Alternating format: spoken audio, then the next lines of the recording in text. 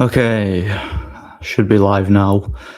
Always have a habit of starting the stream earlier than schedule, but not being actually ready to start, not being in position and whatnot. Oh, well, here we are. It's all good.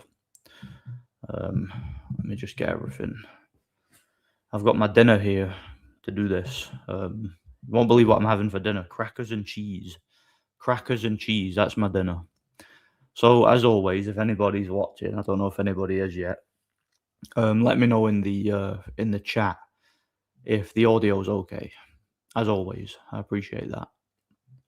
While I eat a cracker.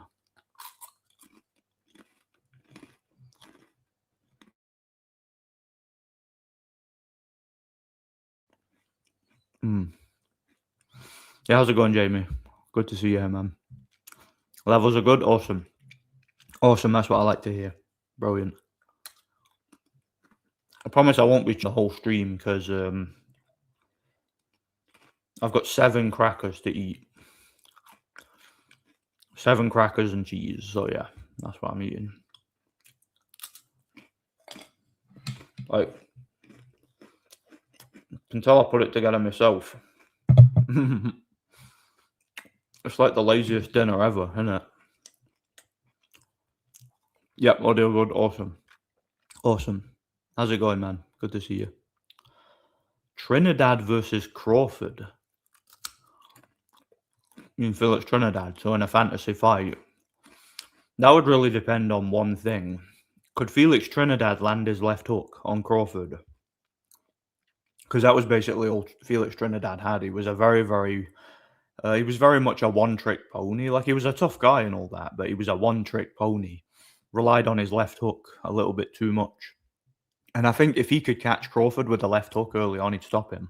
So yeah, I'd probably go with Trinidad because Crawford didn't have very good defense. Crawford relied on his chin way too much. And I think a puncher like Trinidad in his prime would have taken him out. I actually do. Like, I suppose there's a possibility that if he wasn't able to stop Crawford, like if Crawford's chin is better than I think,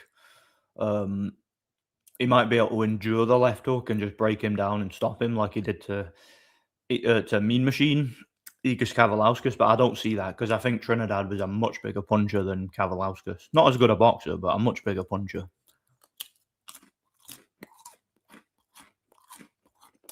Favorite New Vegas NPC? Probably Kaiser. No, I'm kidding. No, but you know what I mean, though. If I was hoping to be edgy, I'd say Kaiser. Probably that Brotherhood guy that you meet in that bunker. Probably, I forgot his name. Definitely not Chandler from Friends. That guy's a weirdo. Hope Tyson doesn't come back. I think he will. Tyson can't stay away from the limelight too long, you know. He can't stay away. He needs to be the center of attention. And he needs I don't know, I think Fury's a narcissist. He needs to always be in people's minds. He needs to be in the news. He needs to be talked about. He gets jealous when other people are being talked about and he's not included. I think he'll be back. I've no idea who he'll fight, but I'm assuming it'll be someone small and old, probably. Maybe he'll fight Manuel Char. Who knows? Wouldn't surprise me. Have you guys ever had Jacob's crackers? They're actually really nice, them. See these ones? They fall apart, them. Beautiful. Like my new glass, I know. But yeah, if Fury comes back, I don't think we can expect to see him face a dangerous opponent first because you know what Fury's like. He wants a couple of tune-ups every time he comes back. And he'll probably fight like he fought Sefer Safari that time. And what's that guy's name? The Italian guy who's based in Germany. I forgot his name. Pianetta Francesco Pianetta. He fought him. That's the level of guy that he'll fight on his comeback, you know? Someone he can just lean away from. Happy Friday and God bless you. Yeah, same to you, man. God bless you too, man. Do you think Crawford's actually retired? I think he is. I genuinely do. I feel like I don't really think it was Crawford's decision to retire. I feel like the boxing establishment knows they have milked every little bit of legacy they can out of Crawford, and they've manufactured and rigged his career to the point where it's just gotten ridiculous. You know, he's got this amazing record on paper, but what has he actually done? Like, it was funny. It's funny to me how, do you know, the like AI bots that support Terence Crawford, because Terence Crawford isn't a big name. He doesn't have a fan base. His fights never sell out. Even in his home state, his home city, they have to give away tickets, just like Andre Ward. His fans love him so much on the internet, but they don't love him enough to actually buy his fights and watch them, right? So the guy never generated any money, didn't generate a penny for any promoter his whole career. And they continue to manufacture him and push him out there. There was so much effort put into promoting Crawford, it just never worked. But you'll notice, even now that he's retired, like, everybody's forgotten about him. Nobody's talking about him. Nobody's doing like Terence Crawford career retrospective or anything like that. But I'm still getting comments on older videos from Crawford fanboys on the internet. Say, like, I had one guy the other day. He commented on my, do you know the video I made? Terence Crawford is a C-level fighter. I made that in the aftermath of Crawford versus Madrimov. And I pointed out how, look, Crawford just fought a 10-0 prospect, arguably lost. Fight could have gone either way. And he's supposed to be a pound for pound all-time great and all that good stuff. And I basically said he's a C-level fighter at best. And I made it clear in that video I was being generous, calling him a C-level fighter. Now, since that fight, Crawford has only had one fight. He's only fought once since then. So not a lot has happened. And that one fight was against Canelo, who I've been very, very consistently saying over the years is the biggest fraud in the history of boxing, right? Beating Canelo by decision does not impress me. I wasn't impressed when Bivol did it. I wasn't impressed when Triple G did it. I'm not impressed by anybody beating Canelo. I would probably beat Canelo. Some of the guys in this chat would probably beat Canelo. He's that much of a fraud. Okay, he's a slightly more well-polished and well-presented version of Jorge Kawagi. That's how I view Canelo. So this guy comments on my video, and he says, like, he's being all smug, right? You know, the way these smug, like, bot farm NPCs like to behave. And he says, "Oh, do you still think he's a C-level fighter?" Ho, ho, ho. Like, as if I just got you. And then I'm just like, I read the comment and I thought about it for a second, and I'm like, hang on a second. This because I'm thinking it's an older video, but then I see it's the Madrimov video, and I'm like, hang on a second. He's only had one fight since the Madrimov fight, and it was the Canelo fight, which was just a farce, right? And somehow, based on that, I'm supposed to devise that I was wrong, and he's not a C-level fighter, and he's better than I thought. I'm microphone, one sec. Can you guys hear me? Yeah, my microphone came off. So I responded to this guy, and I said to him, I just said, yes, possibly even lower. That was my response to him being say, do you still think he's a C-level fighter? And then the guy responded, well, we'll just have to agree to disagree. Like, I was so confused by that, because I was expecting him to come back with some sort of snarky comment, like post the laughing face emoji, and say something about, oh yeah, so how many world titles have you won? How many times undisputed have you been? And have you beaten Canelo? And Canelo was pound for pound. Like, I was expecting him to come back with something like snarky like that, right?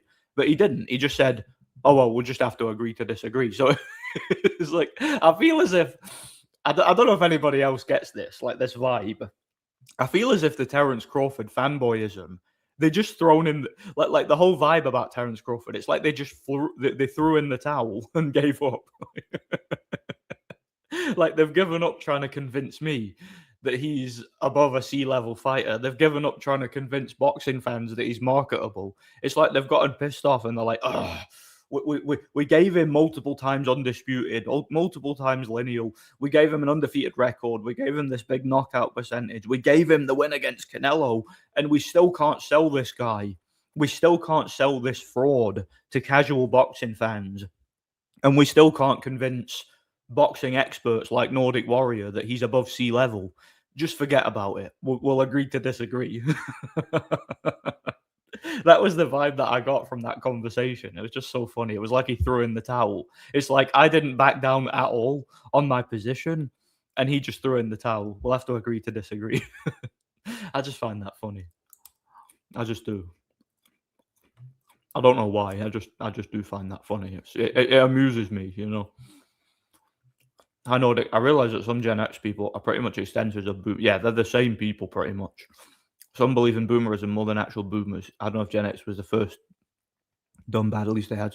Well, Gen X didn't have it as bad as we had it, and they don't have it as bad as the Zoomers. They have it way worse. Gen Xers just don't know any better. Again, I said in my community post, if you guys might remember when I did that big like schizo community post about boomers, I mentioned that a lot of the criticisms that I'm directing at boomers could more accurately be directed towards Gen Xers. But I also clarified in the post that when I say Gen Xers, you have to take into consideration what they inherited.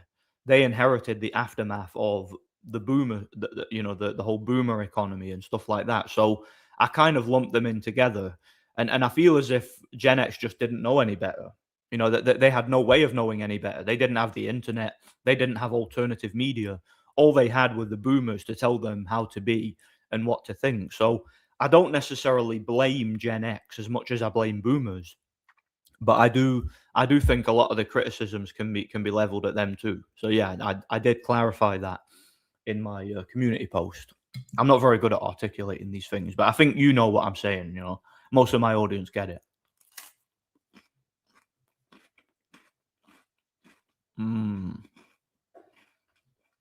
That's a big cheesy one right there.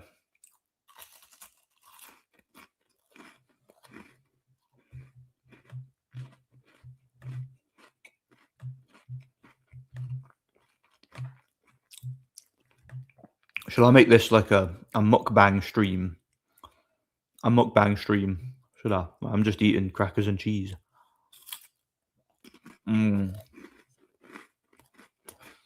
Cracking cheese grommet.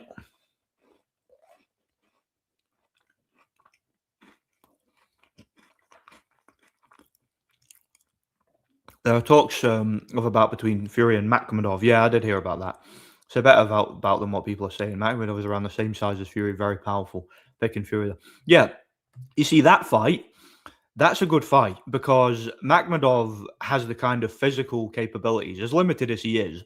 He has the physical, like capabilities that most of Fury's opponents throughout his career just haven't had. Fury's used to having a massive height advantage, a massive reach advantage, being physically stronger.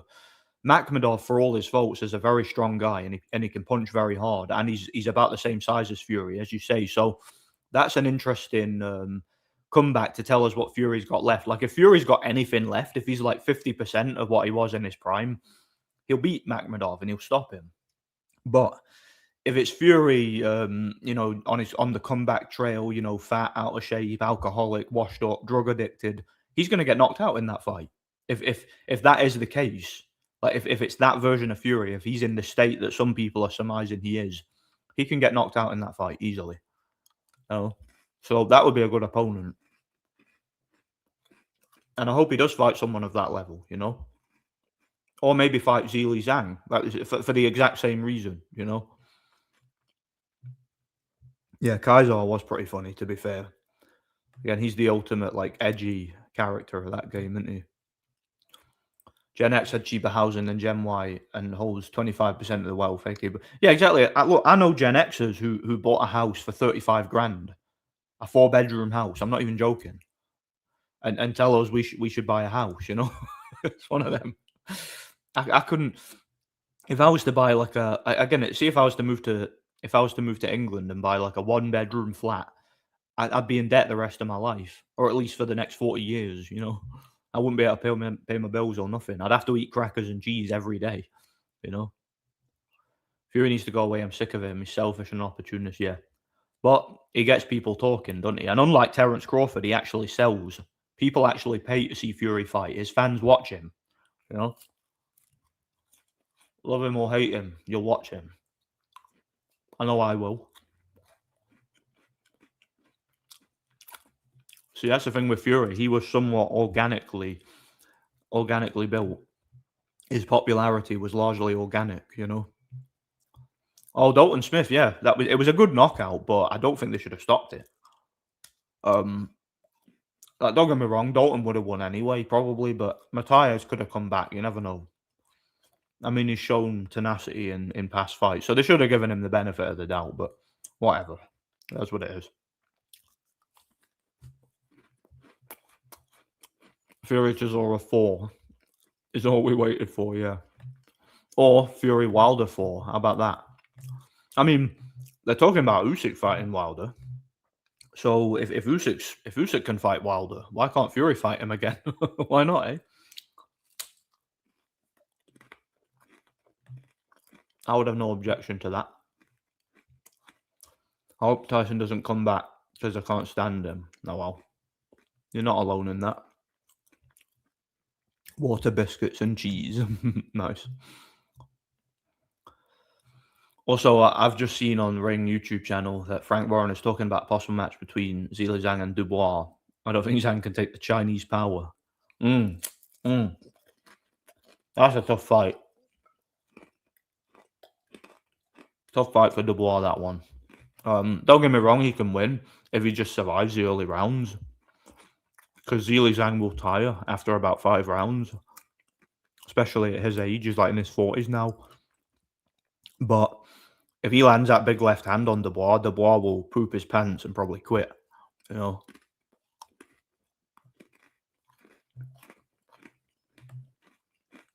won't surprise me one bit. Turkey don't pay him until he fights AJ. Funny enough, Fury come back after AJ got injured. Well, Fury always announces comebacks, doesn't he? Like, all the time. He tells you he's retiring, you'll never see him again. Then he comes back 2 weeks later and says, I'm going to fight this guy and that guy. Fury likes to keep people guessing. That's a narcissist thing. They like to keep people guessing. They never give you a straight answer on anything, you know.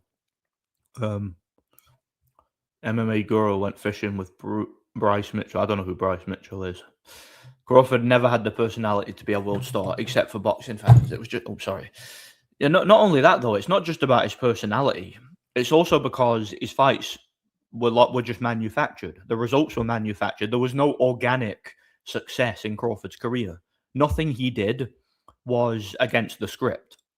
Okay, they scripted his career. They gave him result after result after result after result. Everything was neatly packaged for him to succeed. Boxing fans on a subconscious level understand that. And you're never going to build a star that way, right? You can try, it's just not going to happen. Not unless you've got a bunch of idiot Mexicans like what you had with Canelo, who could not care less whether or not his fights were real, and they're just Viva Mexico, a bunch of like drunken, like low IQ morons. Like you can't really do that unless you have like a dedicated ethnic fan base. And you didn't really have that with Crawford because he had too many rivals like Spence and whoever who had their own like factions within that same ethnic group. So that you were never going to do that with Crawford. It was never going to work. It was a failed experiment.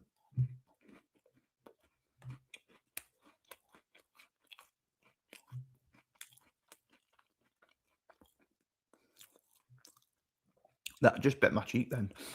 That's how I view Crawford. I view him as a failed experiment and one that made a mockery of boxing because you look at all his accolades and all that and you think, how are these accolades possible? The fact of the matter is they weren't. They weren't possible. It was just all manufactured. Him and Canelo, they deserve each other.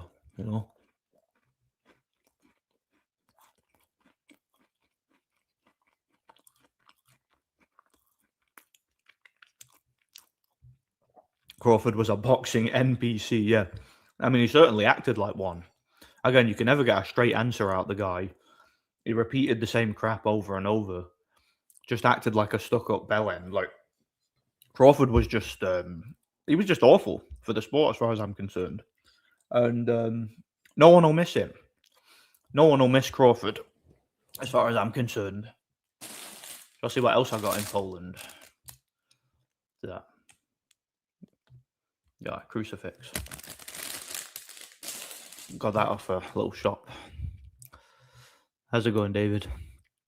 Only fights Terence Crawford sold were against Canelo and Spence. Yeah, and those fights didn't sell because of Crawford. They sold because of Canelo and Spence. That's why they sold. But the establishment had plans for like they basically squeezed all the ridiculousness they could have out of Canelo, and Spence was just brain damaged at that point. So they just decided to give the wins to Crawford. If the mainstream boxing establishment wanted either of those guys to win, they would have, but they wanted Crawford to win because they were still trying to build him. They can't just give us real fights. They can't just give us real results. They can't just give us real champions. They can't just give us real situations. You know, they can't just give us real stars in boxing. You know, when Josh Taylor was starting to turn into a star and was starting to dominate, look what happened to him. You think that was organic? You think a guy that was dominating world-class fighters back to back, fighting hard for 12 rounds, all of a sudden just starts gassing after the first round? What, you think that was natural?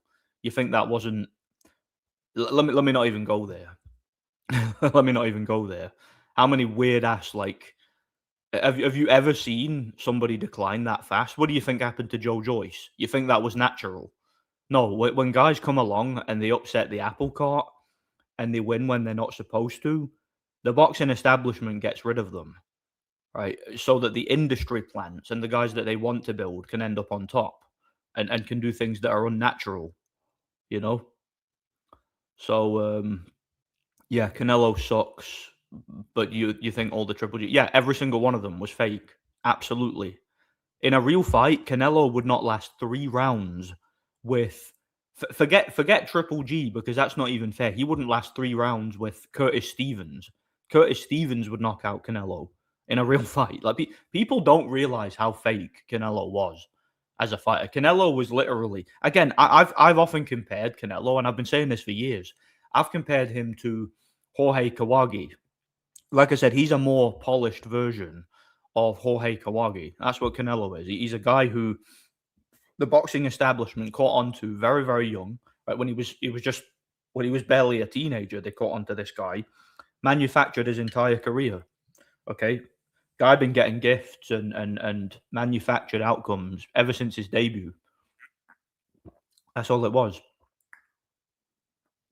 Same thing they did with Devin Haney over in Mexico.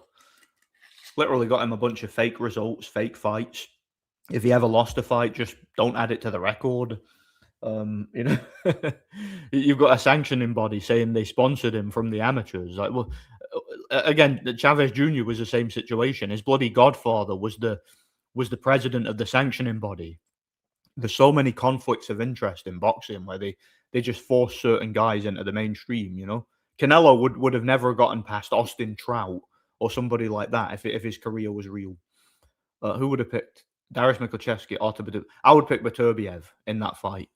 Beterbiev, like Mikuchevsky was very good, don't get me wrong, but Beterbiev was a lot stronger, hit a lot harder, much better genetics for fighting, much better stamina. I think he would probably stop him late, actually.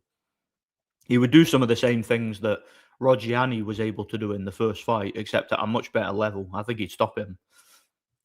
Does anybody care about Canelo anymore? No, nobody cares about Canelo anymore. Nobody. Again, the boxing establishment exhausted every single bit of effort they had in manufacturing Canelo's career and then just fed him to Crawford. And that fight went exactly as I told you it was going to go. Did I not? My streams are still there. I said from day one, that's going to be a decision win for Crawford. It was obvious, you know. All of Crawford's wins are against washed-up welterweights. Biggest fraud ever. Yeah, washed-up welterweights with dehydration clauses while he was using loaded gloves. Right? We know this. This is a fact. All right. We know Terence Crawford on numerous occasions in his career was caught with glove tampering. Okay, we know on numerous occasions in his career his opponents were had non-disclosed, undisclosed rehydration clauses, weight stipulations. We know he fought guys conveniently, he always seemed to fight guys right after they had a debilitating injury. Like he fights Ricky Burns right after Ricky has a broken jaw, and they force him into that fight contractually, even though he clearly wasn't ready for it. He fights Jose Benavidez right after he's been shot in the leg and can barely even walk. He's limping around the ring and all that. Like Terence Crawford, he fights Errol Spence after he's been in a debilitating car crash where he's literally had to have facial reconstructive surgery and a detached retina and multiple teeth missing. And they like paste this guy together and stick him together with tape and put him in the ring with Crawford. Like Crawford's resume, like his career is so manufactured, it's actually disgusting, and it's crazy that they actually thought people would buy it, and this guy would be some sort of star.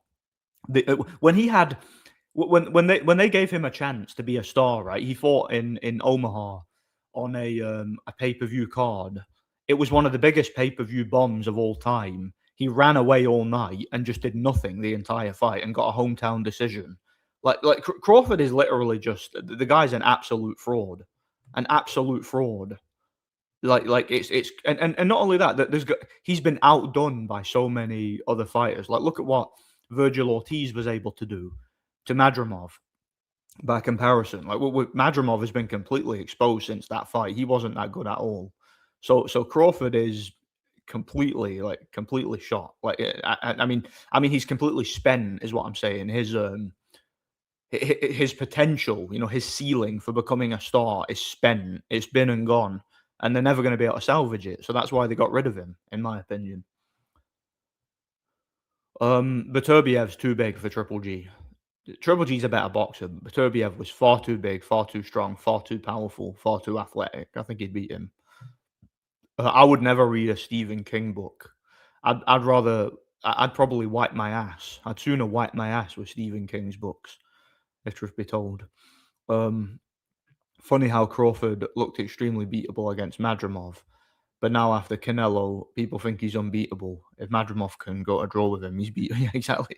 And it's not like Madrimov isn't a 10-0 prospect, or wasn't when he fought Crawford.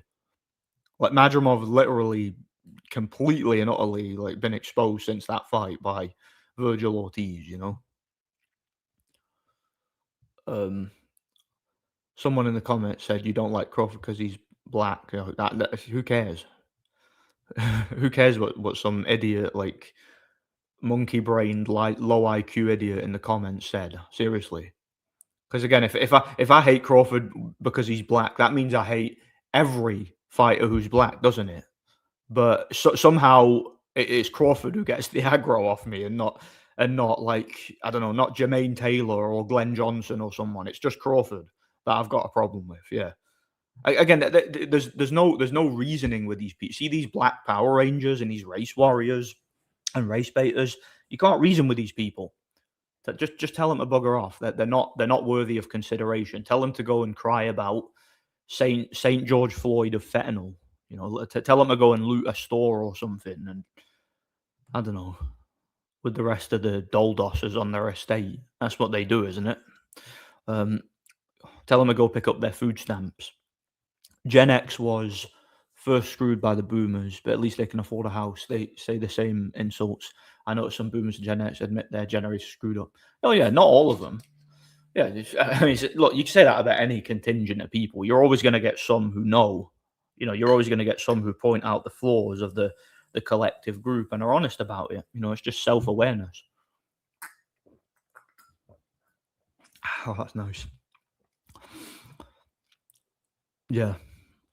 Also, would you ever do a video on the other channel talking about the character of Dumbledore and why he comes across as a psychopath? Do you know, I thought about making that video. I just don't think it would get any views.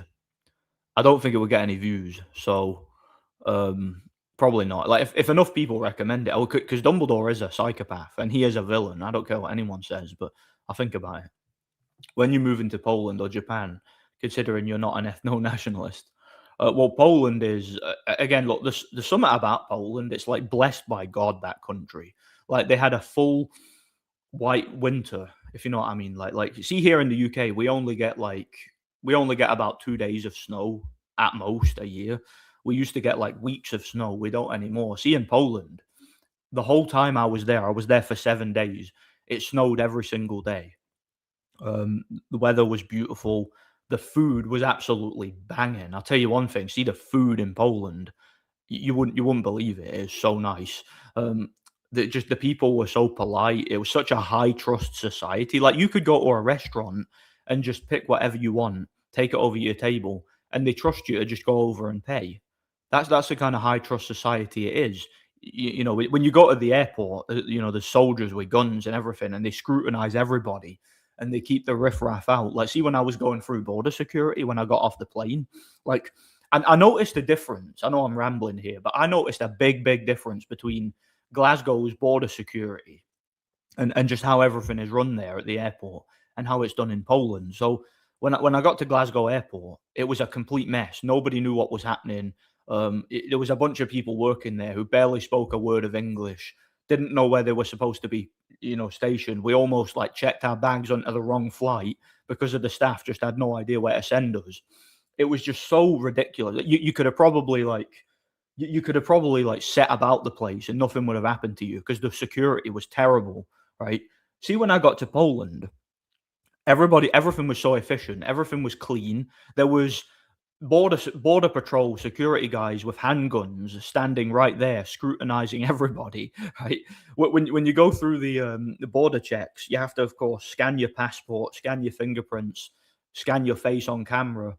The guy talks to you, right? The guy sitting behind the counter to make sure you're not a criminal and make sure you're not a weirdo or anything. Because they don't just let anybody into Poland. If they get a bad like vibe about you, they don't let you into the country. So it's like they keep the riffraff out. And see when you get in there, everybody like again, it's so high trust. It's such a beautiful place. Everybody's so nice. Everybody's so well spoken. Everybody's modest. Like you don't see like slags walking around, just looking like degenerates. Um, you go into like again, a lot of people there speak English, but see the people who don't speak English, they're very what should I say? They're very accommodating of tourists and things like that, and they appreciate it when you make an effort. It's just such a beautiful country. There's no crime. There's no trash. Like I barely saw any trash at all on the streets. Like the place was so clean. The public transport. Again, it was snowing the whole time, and the public transport was bang on time every single time. I don't think I saw a tram or a train or a bus or anything that was late once. It's like again, on Sunday, nearly everything is shut because Sunday is a day of rest. So everybody gets a day off on Sunday, unless like you work in the leisure industry or something like that. There are churches everywhere. There are Christian shops everywhere. There's signs everywhere telling refugees to get the F out. Stuff like that. Like they declare Jesus Christ the king of their country. Like Poland is unbelievably based. I love it there. I loved every minute of it, and I can't wait to go back. And I tell you exactly where I was staying. I was staying in Wrocław. That's it was in a place called Pilsice. It was funny because I kind of made an ass of myself because I don't know how to, or I didn't know how to pronounce a lot of Polish words or Polish names, right? So I was staying in this place called Pilsice, and I was calling it Pilsice. That's what I was calling the place for ages. So I'm like, where's Pilsice? How do we get to Pilsice? And people have no idea what I'm talking about. But it was actually Pilsice. So yeah, I was staying there, and it was right next to the. It's right next to the would you call it the Tarkovsky Stadium. It's actually the stadium that Usyk battered Dubois. That was in that stadium. We were staying right next to it, and right across the road from it is the Wrocław's train station, and there's also like a whole bunch of trams that go there. So it was an easy place to find. That was what was good. Like what we decided to do was we would jump on a tram and like jump into the city center, like go like to the other side of the city, just basically get lost. And it was easy to find our way back because there was always signs for the Tarkovsky Stadium. There was a lot of signs for Pilsudczyk, so it was easy to get around the place. It was easy to find it. So yeah, I really enjoyed it. I really enjoyed Poland. I can't wait to go back. Do you know what I would love to do as well? I'd love to go to a fight in Poland at some point. But see, before I go back, I want to learn a little bit of the language because I do feel like what one of the things that kind of annoyed me while I was there is I felt like I was a bit of a burden to the people there because I couldn't speak the language. And even though most people there did speak English, I prefer the idea of being able to communicate with the native population in their language. I just feel like that I feel like it's respectful to do that. So before I go back, I'm gonna try and learn a bit of Polish. But yeah, I didn't have any negative experiences there whatsoever. The place was absolutely beautiful. And also, one of my favorite things about it was the Christmas market. Because a lot of people in Poland, because there's a lot of Russians there, a lot of Ukrainians, a lot of people who ascribe to the Orthodox, even though it's technically a Catholic country. There's a lot of people there who celebrate the Orthodox Christmas. So because we went on the 5th of January and we stayed until the 12th of January, the Christmas market in Wrocław, in the city centre, stayed open until I think the 9th of January. So they had it open past the Orthodox Christmas on the 7th. So we got to enjoy the Christmas market and it was beautiful. I got a few videos of it and everything, a few pictures and all that. Also, the picture that I put up on my community post where I was standing on the river. That's me standing on a frozen river. It was the river that runs through the Wrocław city centre. I was standing on it. It was beautiful. I was like, I never want to leave this place. Beautiful country. And again, it reminds me of what Scotland used to be like when I was a kid in the 90s. That's what Scotland used to be like to an extent, but it's not anymore for obvious reasons. Gen X didn't earn the name boomer like for no reason. Because of them and the boomers, there's less Gen Alpha and Beta children. Yeah, because you can't afford to have children. How are you supposed to have children nowadays when you can't even afford to feed yourself? It doesn't make any sense, man. So we're being bred out. You know we are, and you know the reason. I don't need to spell it out for you. You know why they're breeding us out. You know why they've forced women into the workforce and put prices up, put wages down, depressed us all, and lowered our standard of living. You know why? Because they want to breed us out. Benavidez didn't try that hard to get the Bivol Beterbiev fight. Yeah.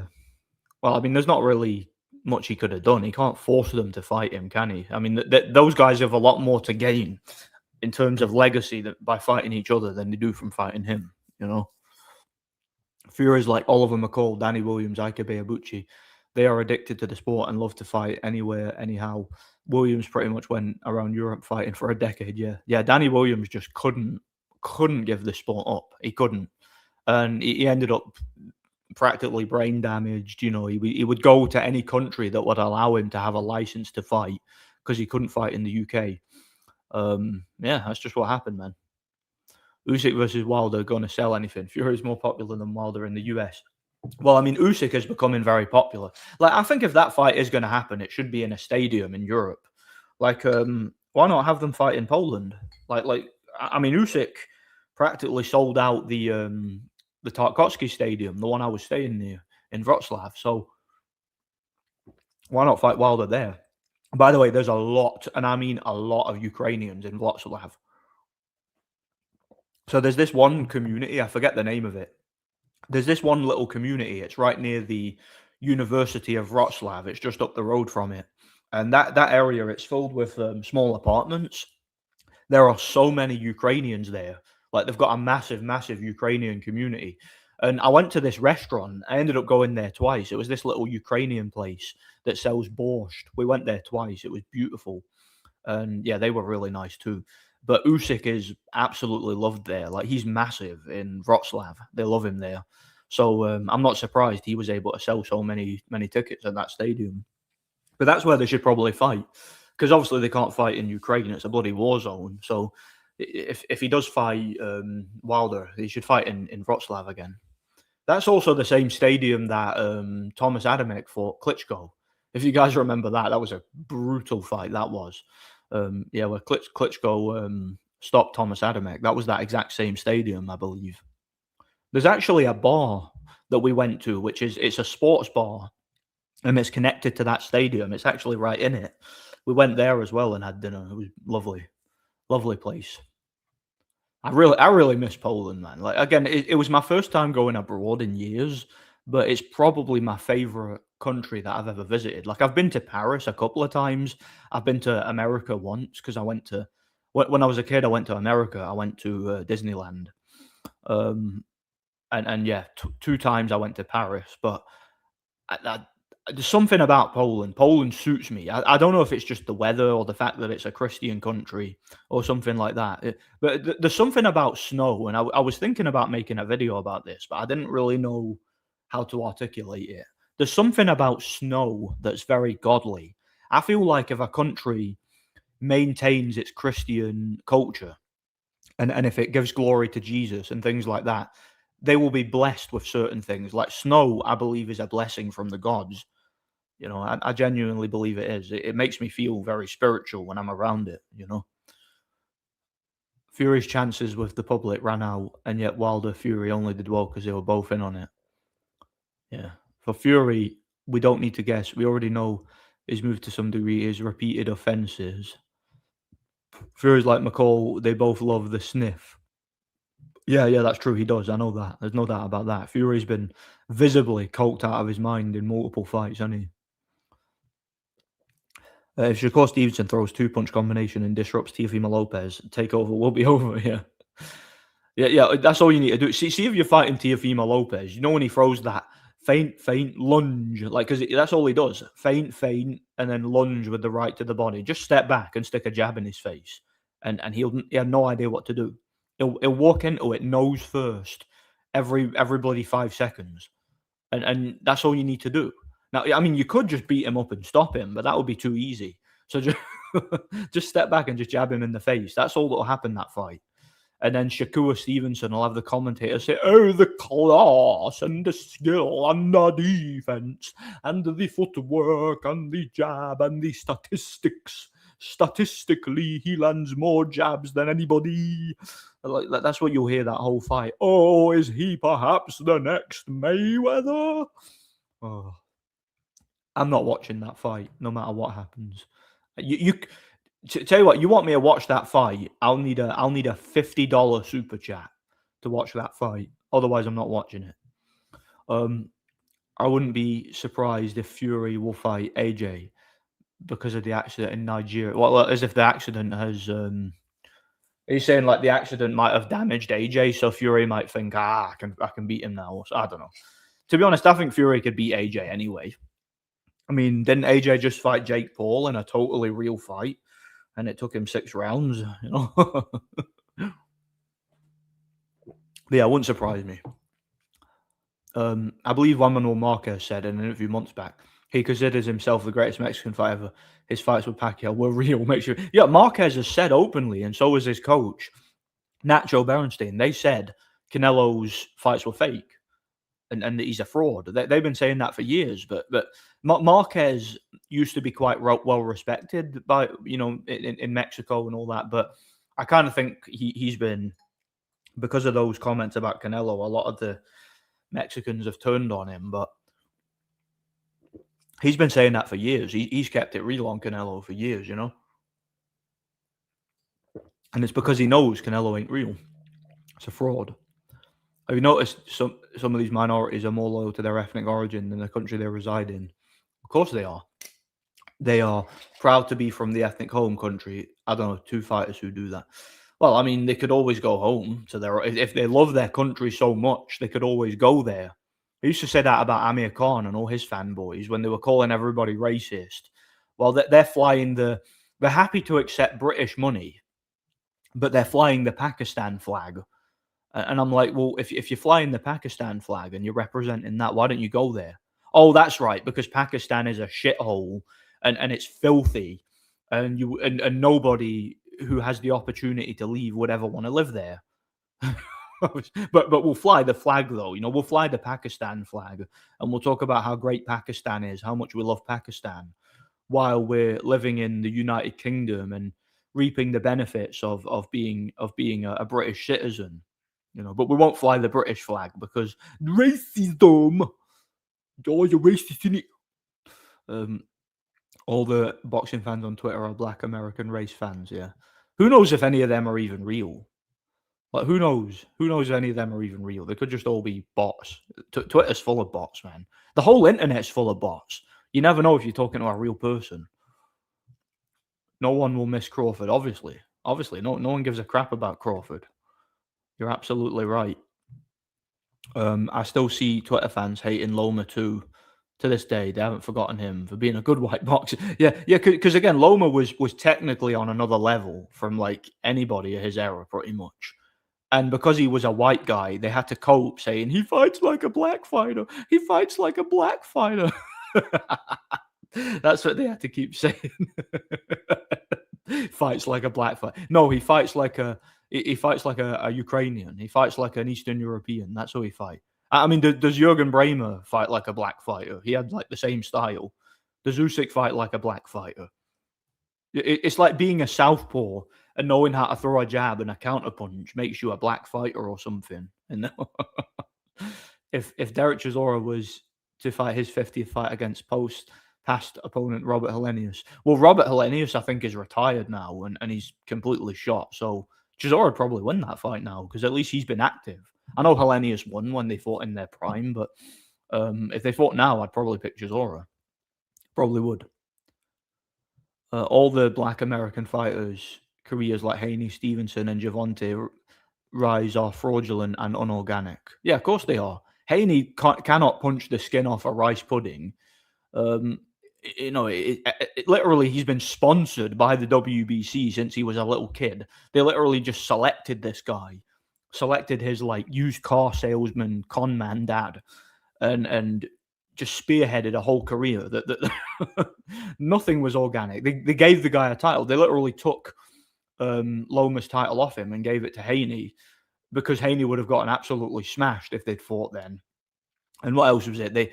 It was similar to Chavez Jr. Chavez Jr. because of nepotism, because of his dad, and because of the fact that Suleiman, the WBC president, was his godfather. He literally just gave him a belt. Like they took the belt off Martinez, put it up vacant for Chavez to fight. They took Sebastian Zbik, the German guy. Sebastian Zbik, to be the opponent. He beat Chavez Jr. Like Sebastian Zbik actually beat Chavez Jr.'s ass, and they robbed him, and they gave Chavez Jr. the title. It was just pure nepotism. It's the same with Haney. They took the title off of Loma, gave it to Haney. They fought years later. Loma still won, and they still gave Haney the win. Pure nepotism, Crawford is a fraud. Murataliev would smoke Crawford, and Canelo's career was a scam. But boxing, yeah, again, everybody knows it. It's just, are they willing to admit it? Are they willing to admit that Crawford's career is an obvious scam? I don't know. Like everybody knows it. Everybody who's not a complete brain dead NPC knows that. Do you think that Zhang Joyce bouts were fixed? I think Joyce was set up. I think that the boxing establishment set Joyce up to lose. I'm not saying that he took a dive. I think that they put him in with a guy who they thought would beat him. Like, because Joyce was mandatory to fight for the WBO title back when AJ had it. Joyce was basically, he became the interim champion around about that same time. Remember, this is before Usyk came and battered AJ, right? They were just putting Joyce in with dangerous opponent after dangerous opponent after dangerous opponent, just like they did with Parker, not giving him his shot, not giving him his dues, and eventually one of these dangerous guys beat him. That's what happens when you are not there to follow the script and to lay down. They will just put you in with guys who are against your interest to be in with, and they'll eventually set you up to lose. And you won't get any support. If Joyce was the A side, what you think he would have been stopped? No, he would have had a referee on his side. The guy from your comments on the Crawford video showed up here. Serendip. Sorry, serendipitous comment. That's really small. I'm struggling to read that. It's really small on this screen. Is literally the guy from your comments who said you only hate. But oh, that guy. All right. Oh, who cares? So just some brain dead NPC. Who cares what some brain dead NPC thinks? He can go and jerk off the black fighters all he wants. Like I don't really care. I don't know why he's even here. Why are you on my channel if I only hate on black fighters? Right? It's not my fault Crawford is a fraud and a bum and he's been forced to retire because of it. It's not my fault. Go take it up with him. Tell him to stop being a fraud and be real. Itama looks stoned or concussed. Some pages apparently took down videos of him. Well, I mean, he probably was. Didn't Triple B say something about that? I didn't watch the video, but I saw his title. Something about Itama being on drugs or whatever. Yeah, it wouldn't surprise me one bit. I thought Chisora lost to Gerald Washington, and the Joe Joyce fight was close too. But Chisora went on retirement tour, so they kept giving him wins. Yeah, they did. He also lost to Pulev. That was a disgraceful robbery. Pulev clearly beat Chisora. Yeah, so some people thought those guys beat him too. Like the Joyce fight was an interesting one because Joyce landed many more punches, but like Joyce landed many more punches, but Chisora's punches were so much better. Like Chisora was like swinging for him and hitting him with big shots, whereas Joyce was just tapping him the whole fight. So that's one of them ones that could have gone either way. I didn't watch the Washington fight, so I have no idea. And I thought Pulev clearly won. Who's worse, Ward or Crawford? Ward. Ward is a lot worse because Ward literally couldn't fight even like a D-level guy without cheating. Like Ward was just complete garbage, and that's why again he's completely forgotten about. Have you heard of the new boxing establishment experiment, Floyd Mayweather? Yeah, Kermel Martin. He's that like steroid addicted amateur guy, isn't he? Dude was like 18 years old, but he looks about 50. Like he's like going bald already, and he's like he's getting those he's getting that roid facial deformity and all that. Like that guy's on all sorts of steroids, and he still can't punch.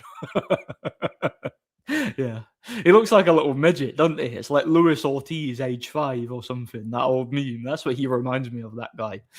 You like the black fighters that were bums? Which ones? That's racist. That's racist to call black fighters bums. The ones that beat the hell out of your favorite fighters. Oh yeah, of course, because Ward beat the hell out of my favorite fighters, didn't he? Didn't he? Yeah, Carl Froch. Like when Ward beat Carl Froch, I was just that kept me up at night, man. I just couldn't. I'm still like, it's like a dagger in the back. I still can't get over that. And he totally beat up Kovalev, didn't he? Like he didn't. It's not like he got beaten up in that fight and got bounced off the canvas and got a gift. No, totally not. Or unless you're talking about Crawford. Who's my favorite fighter that Crawford beat? I don't know what you're on about. I like Deontay. No, did he? Crawford got undisputed by yeah. Crawford got undisputed by beating Indongo. Yeah, Indongo is my favorite fighter. Starving Marvin is my favorite fighter. Are Polish people religious? I guess UK must be cursed. Yeah, that's what I was thinking. The UK might be cursed because they've turned their back on Christ, so they don't get snow. Even though the UK, if I'm not mistaken, is further north than Poland, is it not? I don't know. But Scotland used to be a very snowy country in particular. Poland is still very snowy, you know. Respect to Poland and Hungary for protecting borders, females and children. Yeah, absolutely. They keep people safe and they've got guns. Also, I went into a shop. I showed that community post where I was in a shop and they've got like swords on the wall and everything, like actual real swords, like real replicas. Do you know what else they had? They had switchblades and daggers and like tactical knives and like big machetes and all that. They had all sorts of like weapons and stuff there. They've also got shooting range. In fact, there's a few shooting ranges in Wrocław. I'll probably do that when I next go. And you can buy a gun, yeah. You got to be licensed, obviously, but you can buy a gun. It's good. And you can defend yourself, and it's a beautiful country. I heard even the non-European minority citizens in Poland compliment it, say it's very safe and trustworthy. Yeah, they do, yeah. Everybody loves it. And when you go to Poland, everybody's a patriot. There's Polish flags everywhere. I didn't see one LGBT flag. Didn't see one. I didn't see one communist flag. I didn't see one Antifa flag. Like, I did see a few. I did see a bit of like anti-Russian stuff in the Ukrainian area, but I didn't see any of that in the largely Polish area. But you can understand that as a complex situation there. But I didn't see any like crazy political propaganda that was like leftist in any way. Polish people don't seem to swing that way. They don't. Didn't see any retardation at all. It was just beautiful, glorious to see. I've got photographs as well of some of it that I haven't shown. I'll see if I've got some on my computer. Wait there. I forgot if I put them on there. Oh, I do have a few things. I do have a few things from Poland.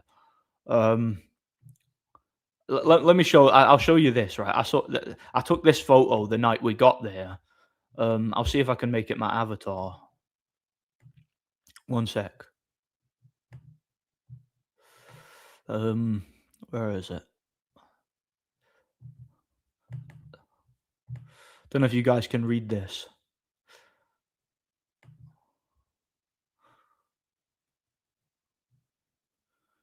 See that? That was at Wroclaw train station. I don't know if you guys can read it. Very, very. It's very, very small. You might need to zoom in to see it. I'm not going to say it out loud, but yeah. That was a good one. I'll see if I got any more. One sec. I took quite a lot of photos. I put some of them on my computer.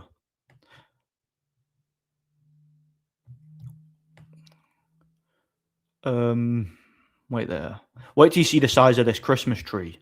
This was at the Christmas market. Wait till you see the size of this. Bloody massive. They love Christmas over there. See that?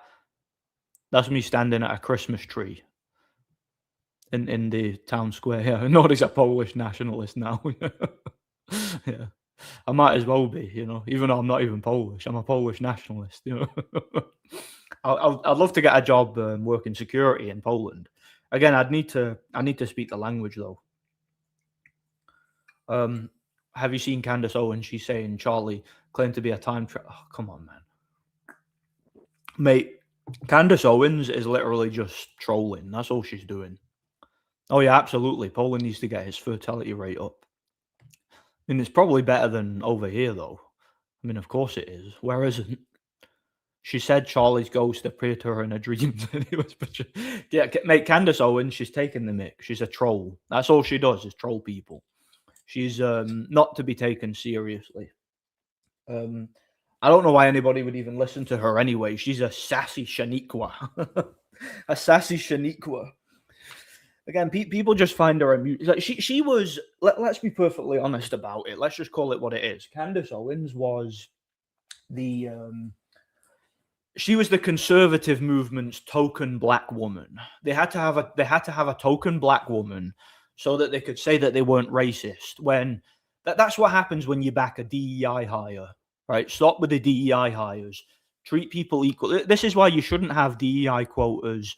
You shouldn't have diversity, equity, and you shouldn't prioritize that over the speaking the truth. You shouldn't prioritize optics and reputation over merit and the truth, because then you end up with people like Candace Owens. Now, if somebody's black and they want to be part of the conservative movement, that's fine, but let them earn it. Make sure they actually deserve it and actually promote.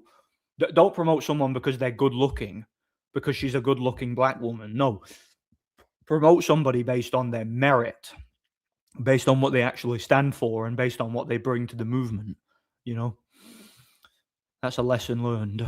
Unfortunately, Poland banned their Communist Party because they are cuckolds who love their own exploitation. Yeah. Do you mean fortunately? Because that sounds like a good thing to me, to get rid of the Communist Party. They say the West peaked in the 90s because balance old and new with the right amount of tech, great movies, sports, no censorship. Yeah, the 90s was based. The 90s was definitely a lot better than the 80s, where everybody was into LSD and like crappy rock songs and all that, and just being a sexual deviant. That's what. Well, that was more the 60s through to the 80s. That's all that stuff started to become prominent. But in the 90s, things started to change a little bit. You had edgelords like us and all that came along, and we're just better than them. We always were. Gen Z and Y are unsuitable parents. Sadly, they are socially messed up. Boomers say when you're having kids, yeah. But again, boomers could have a family of 10 and on a one household pay and still support it. Sadly, here in Texas, we don't get snow. We may get one day. Yeah, that's a shame, man. Yeah, we used to get snow all the time in Scotland, like all through winter. It would snow on and off, and sometimes you get weeks of it. Doesn't happen now. You're lucky if you get 2 days of it. It's a shame. But Poland, they get a proper white winter, and it's good. If Sandor Martin can frustrate Tszyu and neutralize him, then Shakur will too. Well, it's not just if he can; it's the fact that the fight's obviously scripted. I mean, all of Shakur's fights are scripted to go the same way. Usyk gets less hate, and plus Sandor Martin's better than Shakur. Usyk gets less hate than Loma because, unlike Loma, he didn't beat Black Americans. Well, he did beat some because he beat Witherspoon and Hunter, but he didn't beat many. Tyson Fury got more hate because he beat Wilder, but Turbiev didn't beat Black Americans. Not hated like Loma. Yeah. Because Loma beat Gary Russell and Rigo and Gollum and that, and Nicholas Walters. Guys who had kind of been adopted by the Black Power Rangers. And Tyson Fury obviously beat Wilder, who was like the god emperor of the Black Power Rangers. Those guys obviously got a lot of hate. If Usyk goes along and beats Wilder, nowadays it'll probably be of no consequence because Wilder's been beat a bunch of times. But if he does do it, it still might annoy them. But yeah, I see what you're saying. Usyk doesn't get that kind of hate because of that. Yeah, that's true. The common denominator with white fighters is they don't beat black fighters. They're tolerate. Yeah. True. Absolutely. In every Western country, fertility rates are way down. Yeah, that's true, especially over the UK. Yeah, that's part of the reason they hated Joe Calzaghe so much because he beat so many Black Americans. Do you know? I was going to talk about that in. I'm making my retrospectives. I'm doing one for Chad Dawson. I've wanted to do a video of Chad Dawson for a while because I followed his career quite a lot. Because he's another fighter who used to be hyped to no end as like the next like all-time great, but he kind of just completely disappeared after he retired. No one talks about him. And he was the guy, if you guys might remember, he was the guy that the American boxing media really wanted to beat Joe Calzaghe. They were trying to bait Joe Calzaghe into taking that fight when he was right on the verge of retirement. And Dawson was that guy that they kind of built up to be his opponent, and that never happened. It makes you wonder if that fight did happen. Like, because again, the Black Americans, they back in the day, they absolutely despised Joe Calzaghe. Because he beat all the top Black American super middleweights, guys like Charles Brewer and Byron Mitchell and whatnot. And then he, of course, went on to beat a couple of legends. He beat, and it's interesting, Joe was talking about this when I went to that meet and greet. He was talking about how he had a conversation with, what's his name, Emmanuel Stewart.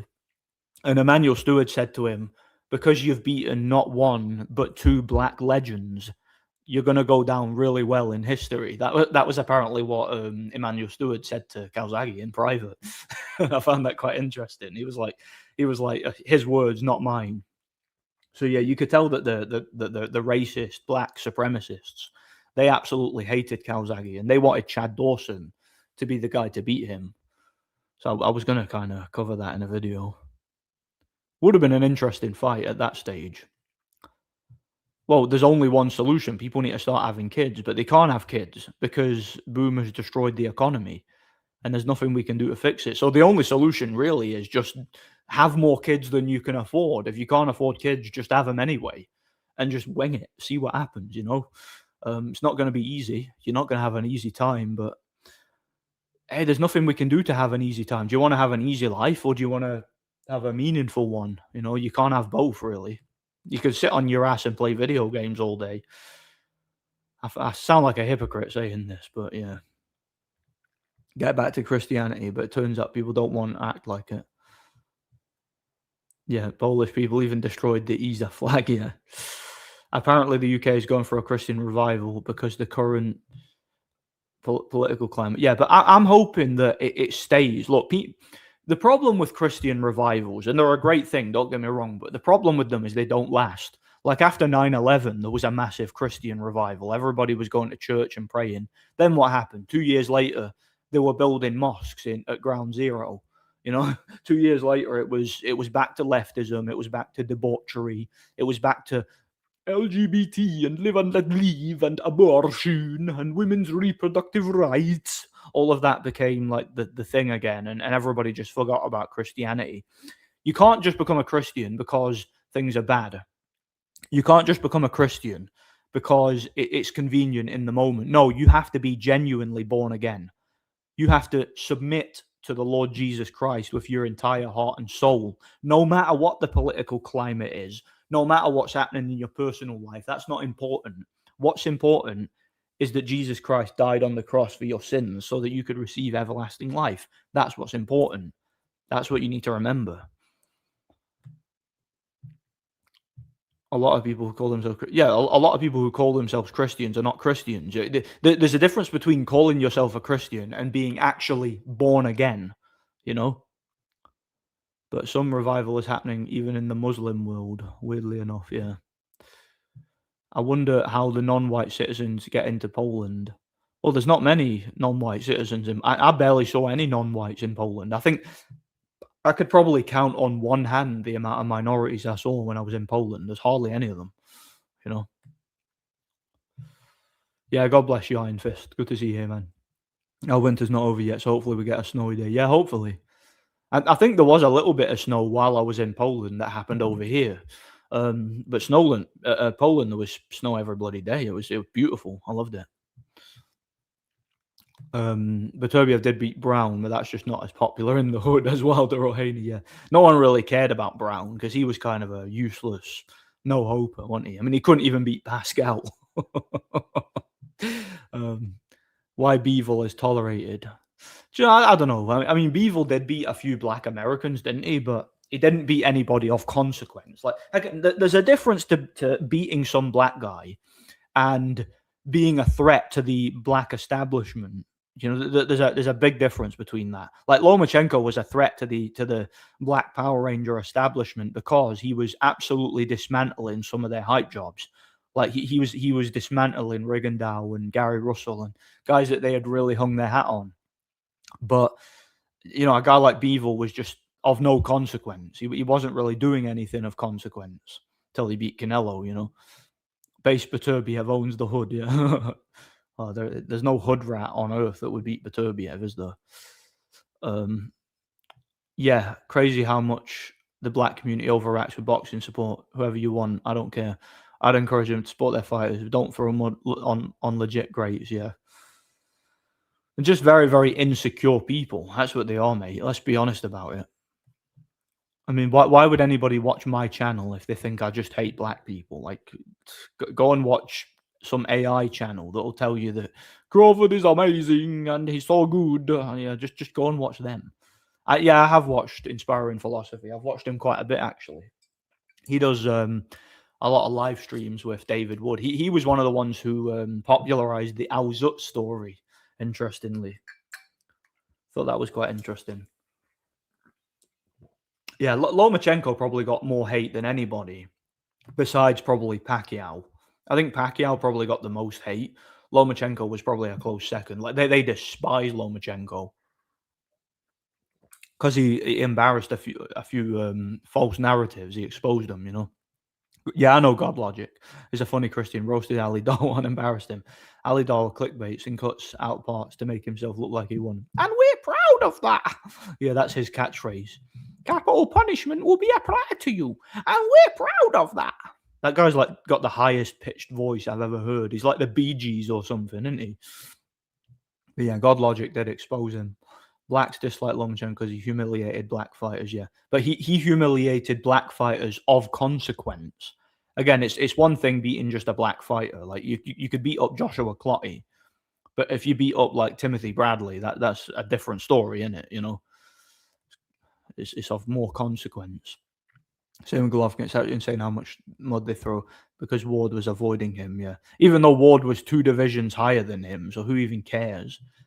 But it's more because Golovkin was just more famous and more popular than Ward because he was better in every way. That's obvious. But no one cares about Ward anymore. Just like Crawford, Ward has been completely forgotten about. No one talks about him. He's just been completely and utterly abandoned by his fan base because he never had a fan base. Again, the people claiming they support Ward love him so much, but they don't love him enough to buy his fights and pay for them, do they? And he was never going to be a star. He had to give tickets away in his own hometown. Arthur Abraham sold more tickets in Ward's home state than Ward did. What's your favorite console? I like the PS1. Yeah, the PS1. I mean, my favorite games of all time are on the PS1. So yeah, probably that. Plus, like fifth generation gaming in general is just better. It's before everything was taken over by online, you know. And Mikucheski is as if he never existed. Madness, yeah. Well, Mikucheski is a genuine all-time great. That guy is a record-breaking light heavyweight champion. He was also a cruiserweight champion. People forget that. He to this day holds the record in title defenses. He was also the unified and lineal champion. Beat all the top 10 guys that I can think of who are of any consequence in that division, except Roy Jones, who just didn't want to fight him. I mean, it's interesting how James Toney gets talked about like he's some sort of ATG legend, when Dariusz Mikucheski literally battered and knocked out several guys who beat James Toney. But James Toney's an all-time great somehow. James Toney got beaten up by Montel Griffin and Drake Tszyu, two guys who were absolutely battered and destroyed by Dariusz Mikucheski. He knocked them both out. But somehow James Toney was never he was never a long-time champion. He never had a string of defenses that were legit anyway. Again, he lost to guys you've never heard of. Who's ever heard of Drake Tszyu? If I mention the name Drake Tszyu, is half of the people in this chat even going to know who I'm talking about? He was some average, low-level, stay-busy opponent that the top guys at light heavyweight used to knock out for fun. Like, he was just an easy, guaranteed win. Again, Dariusz Mikucheski did him in easily. That guy beat James Toney, but somehow James Toney's an all-time great, and Dariusz Mikucheski isn't. Like, that doesn't make any sense. That's the brainwashing that the Western boxing fans have had to endure. You know. Do you know? I've still not watched that, but I'm going to. You have my word. I've just not had the time again because I was going to Poland right after I said I would watch that. I'm going to do it. You have my word. I will. By my next stream, I will have watched it. Also, some people need to stop behaving as if boxing is rocket science. It's not that deep. And sports in general doesn't produce anything of true value for society. It's just a distraction, mate. That's all sports is. It's a convenient distraction from real life, but people project real life onto it. That's just what they do. Yeah, he did. Well, do you notice that was a calculated move because David Wood was over in another state because he went over to another state to do an interview with someone, and then basically some Muslim dickhead on TikTok doxed David Wood's wife and disabled son while they weren't there, and then we're basically saying make him disappear. He was trying to get Muslims to go over to David Wood's house and murder his wife and kids while he wasn't there. But basically, David Wood like ended up sending his brother around, and his brother's like a crazy like gun-toted redneck, so like nobody dared go around while he was there, and like. It was like he was saying, yeah, in response to this, my wife is going to use pages of the Quran as tampons and all that. I thought that was pretty funny. Thomistic Disputations is a good Christian channel. I've never heard of that one. We doxed David Wood, and we're proud of that. He does sound like the Bee Gees, that guy, doesn't he? Ali Dawa. Remember when AJ accused Loma of racism, said blacks were superior, and we don't shop at... Yeah, he did, yeah. Yeah, he said don't shop in their shops, innit? And then he goes on to get absolutely pasted by Ruiz, a little short, fat, white guy, and then gets beaten up again by Usyk. Yeah, AJ is one of these, like, low-key, like, just pretentious dickheads who pretends to be a nice guy, he pretends to be all media trained, when really he's just a chav, isn't he? He's just a thug. That's what AJ is. I was in a Discord, and the guy I know asked some atheist in a debate to prove evolution, and the guys started melting down and freaking out. But yeah, because you can't prove evolution because it's a theory, and a stupid one at that.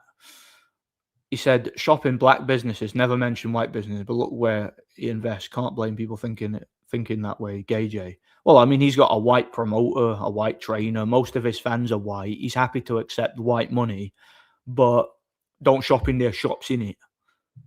Well, I'll say right back at him. I won't shop in their shops. I only shop in our shops, because why not? But it's racist if I say it. It's all right if he says it. What a prick.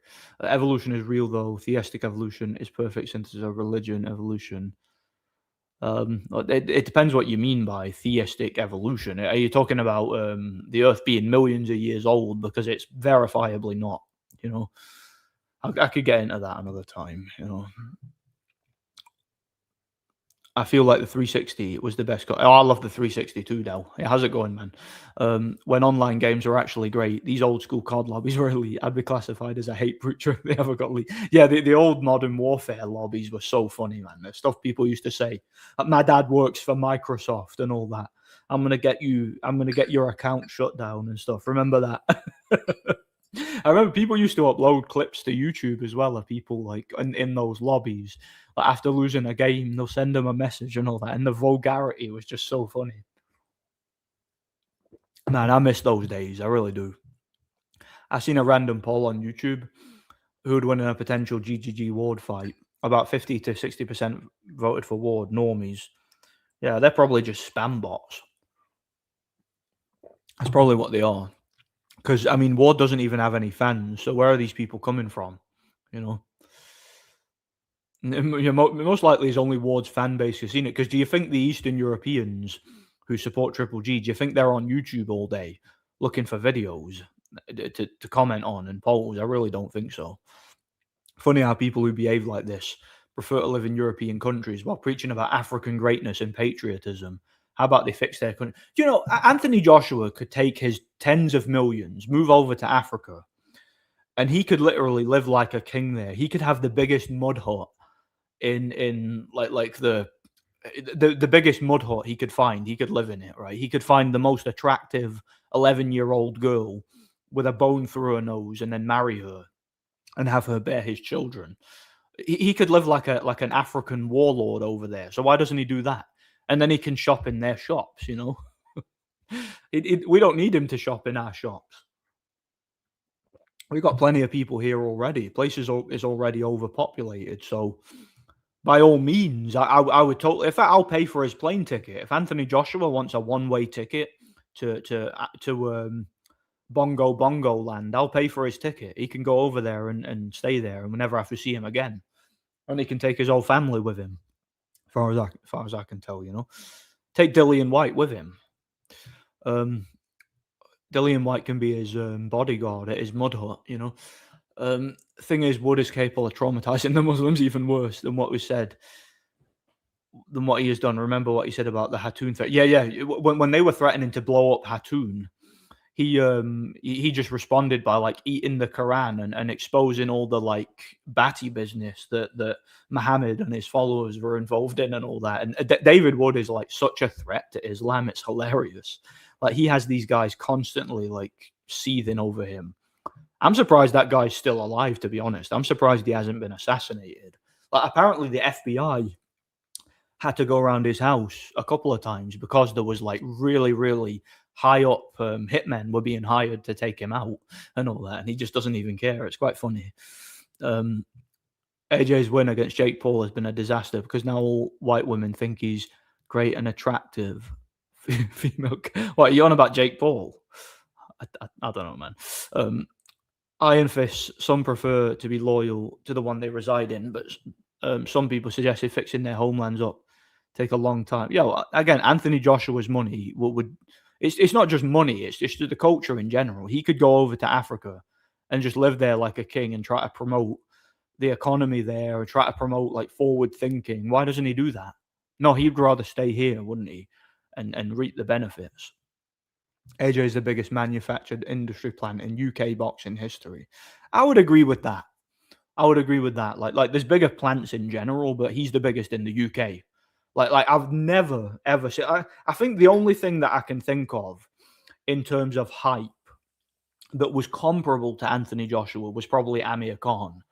Because you remember when Amir Khan was in the amateurs, like they were televising his fights in the Olympics and whatnot, and there was so much promotion for Amir Khan, it was insane.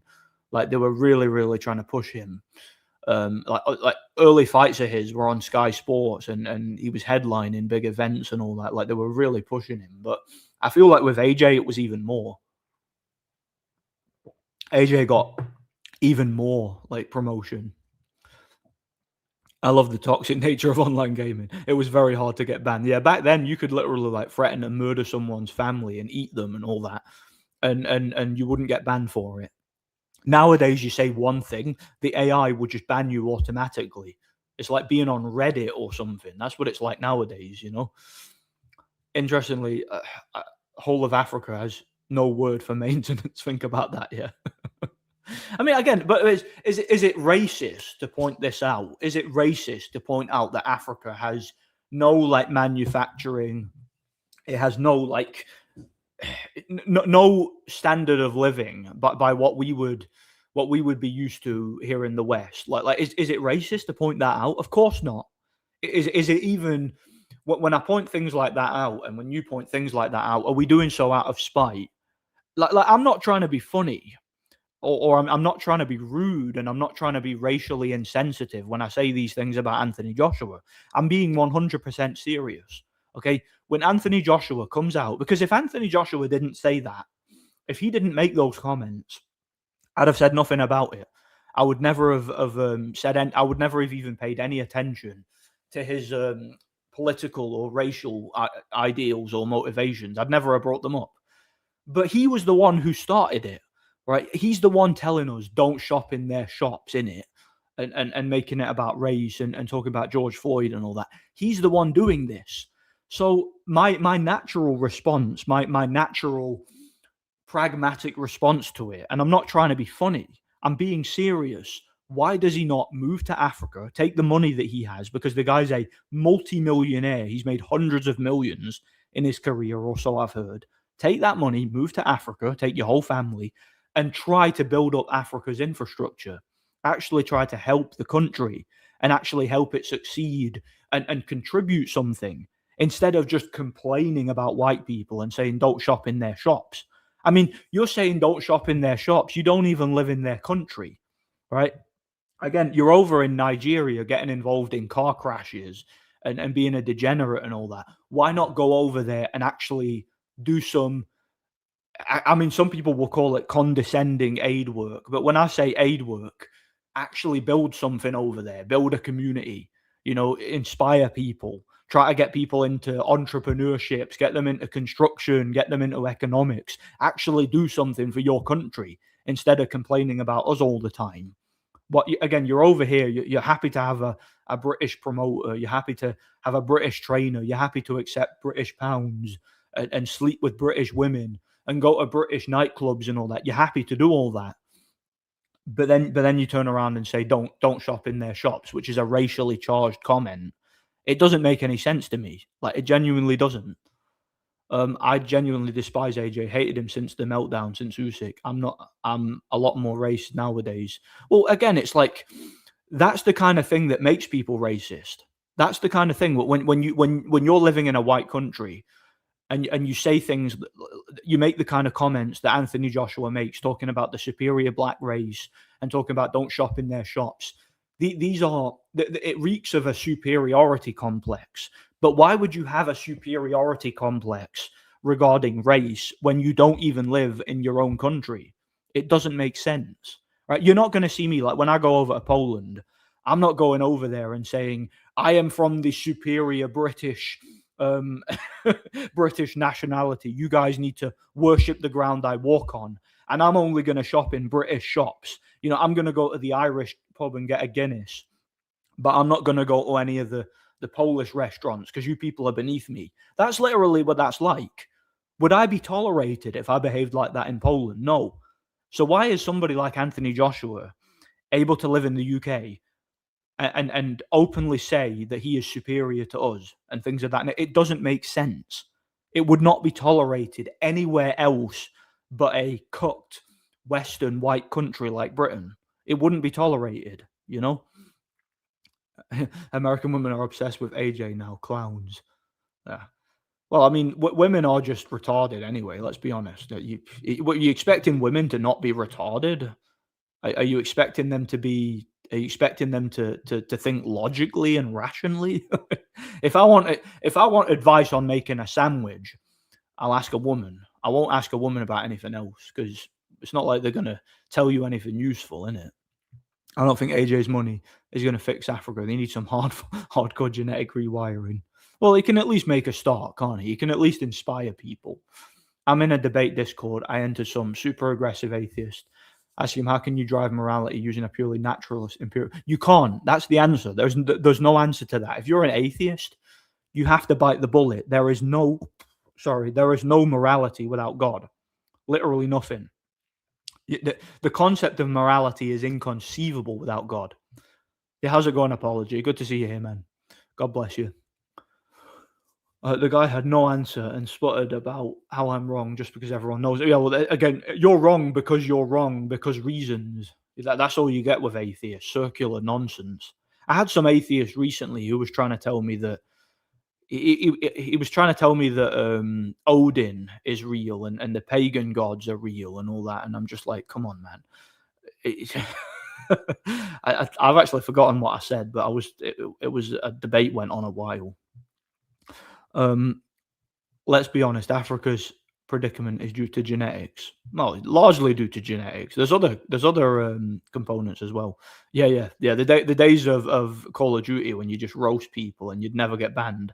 You know, is what it is. Promoted by a white man. Yeah, exactly. Promoted by a white man. Wears clothes owned by white men. Yeah. AJ has a white promoter, white trainer, white friends. Most of his fans are white. The money he earns through his career, most of it is fitted by white people, right? All the white piss heads in the crowd going, "Oh, Anthony Joshua." Those are white people, right?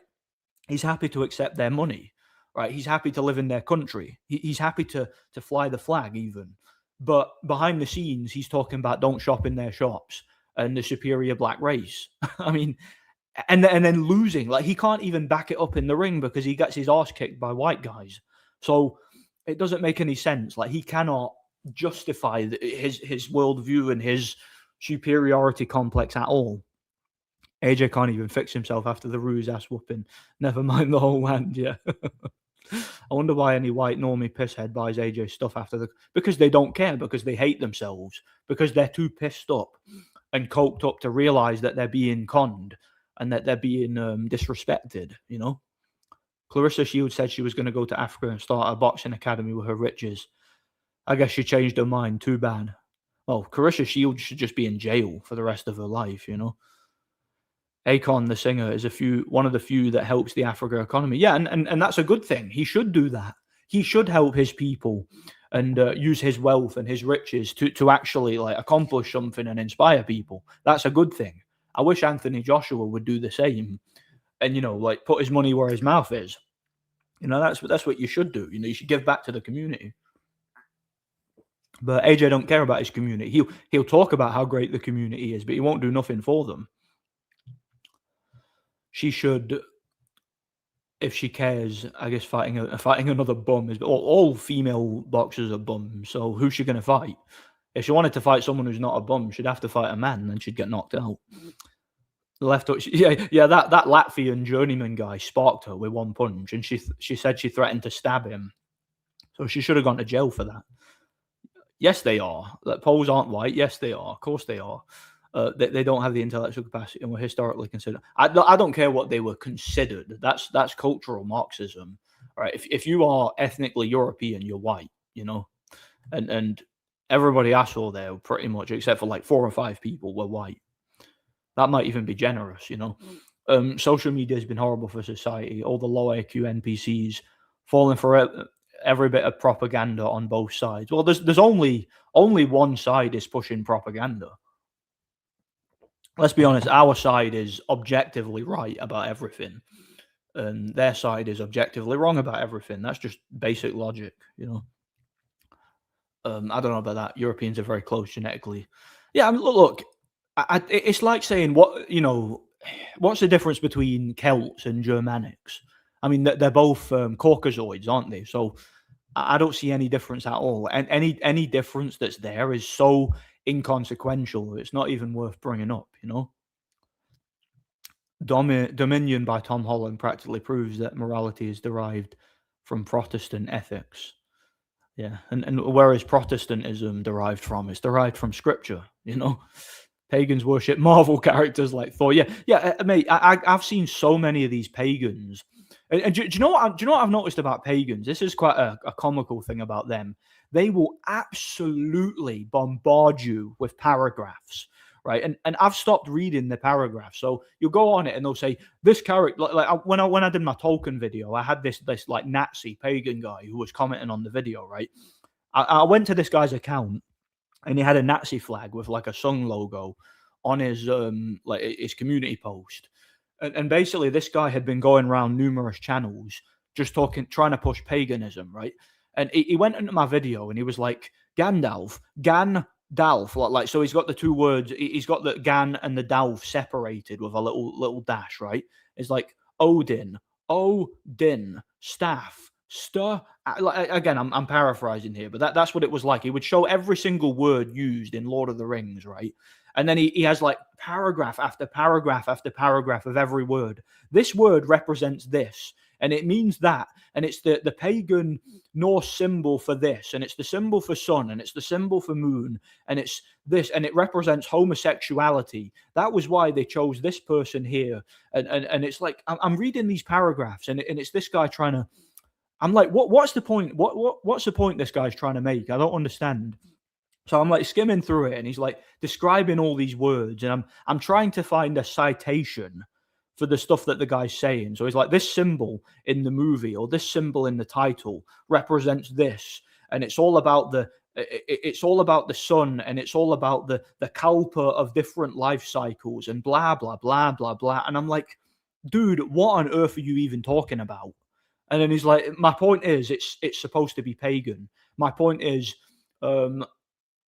Tolkien was a Norse pagan. And I'm like, mate, Tolkien was literally a devout Catholic who believed in a Catholic monarchy. Like, what on earth are you talking about?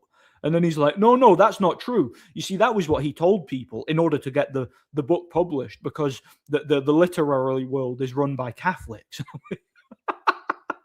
And then it's like paragraph after paragraph after paragraph. You see, he actually worships Thor and our Lord Odin, and like, and again, I'm just like, I've seen these conversations on like theology videos. You always get some weirdo on there who's got like some Nazi symbol as his profile picture or something like that, and he'll just bombard the whole thing with paragraphs about paganism. He said this symbol means this, and this name means that, and it means this, and it means that. But you try to verify it. So you go on Google, or like you get some.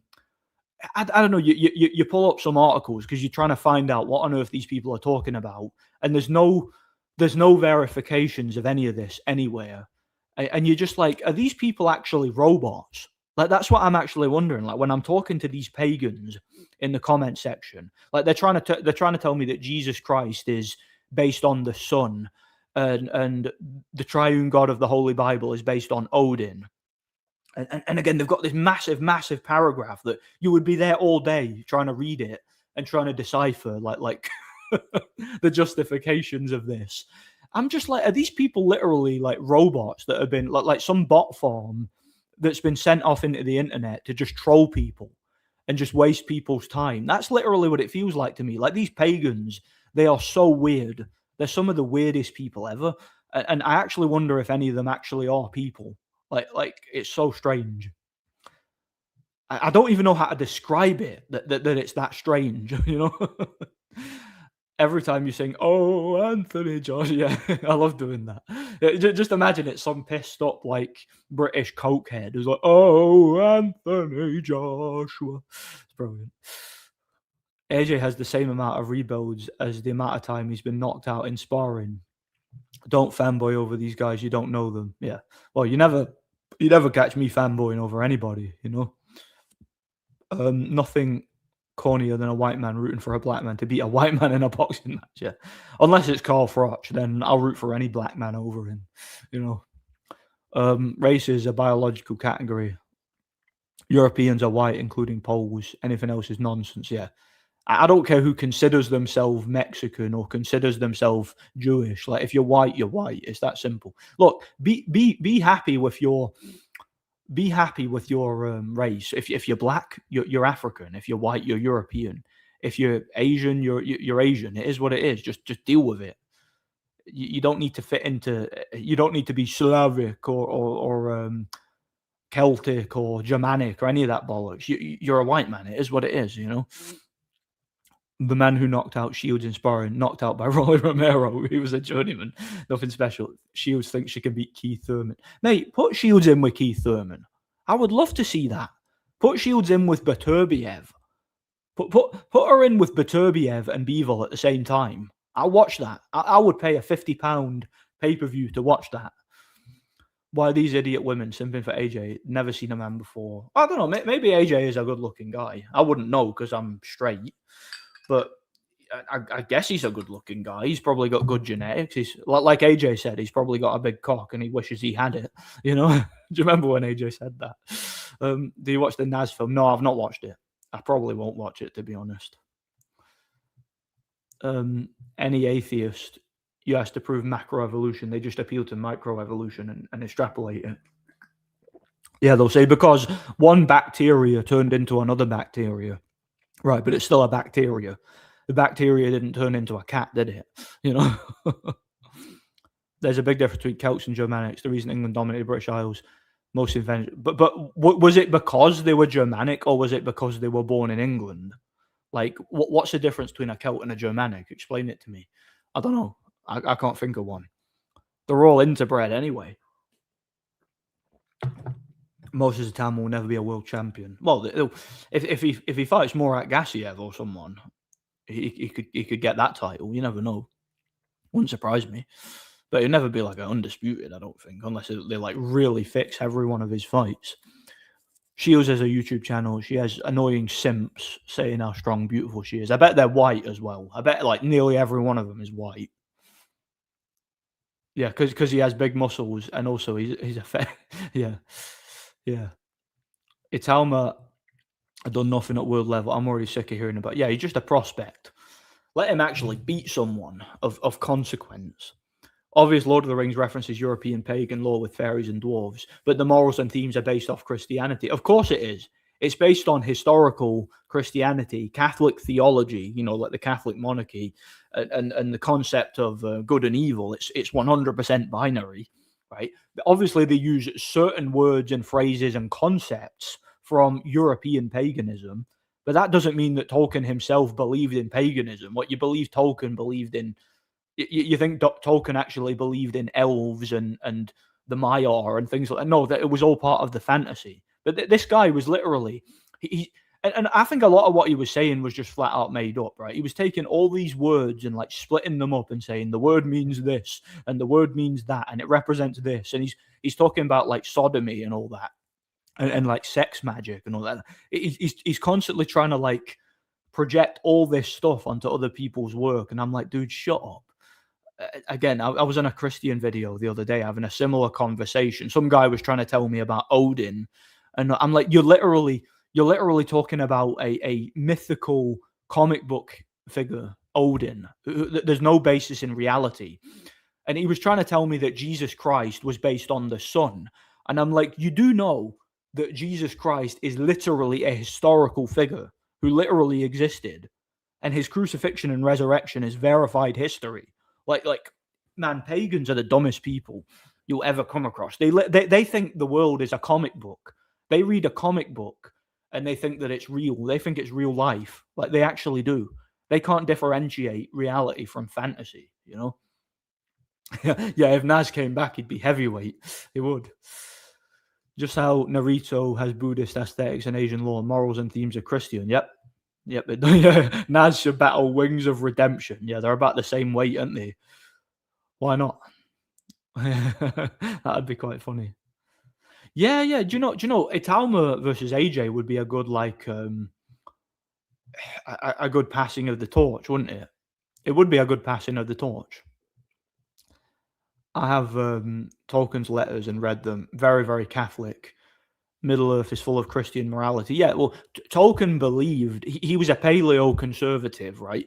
And he believed in an ethno nationalistic Catholic monarchy. That's what he believed in. All right, that was what, for example, if you look at three figures. Now, obviously, he believed in the Trinity, right? He believed in the Father, Son, and the Holy Spirit. Three figures in the story of Lord of the Rings are Christ allegories, right? So you have Gandalf, Frodo, and Aragorn, right? Christ is often depicted as like a healer, a wise man, like a leader. He's also depicted as meek and humble, and he's also depicted as a warrior. He will return. He's a prophesized warrior who will return with a cloak steeped in blood and a sword. Right, that's how Jesus Christ is often depicted in Catholic depictions of him. Right, so Aragorn, Frodo, and Gandalf all represent the same entity in terms of the meta-analysis. Obviously, in the story itself is fantasy, right? But there's a lot of meta-analysis you can take from it, a lot of allegories. Sauron is obviously the Antichrist, right? Melkor, the Dark Lord Morgoth, is of course, a depiction of Satan, right? The Balrogs are of course his fallen angels. There's so many Christian allegories and symbolism you can take from those books that I don't even really know where to start. But the thing about pagans, and this has always been the case with paganism, pagans always like to infiltrate everything and make it about them and corrupt. Because again, evil can't create; it can only corrupt. That was one of Tolkien's most famous sayings, and that's what we see all throughout history in the pagan world, right? They did nothing but corrupt. Paganism in general is just Baal worship, right? It's all about corruption. I'll be back in a second. I'm going for a pee.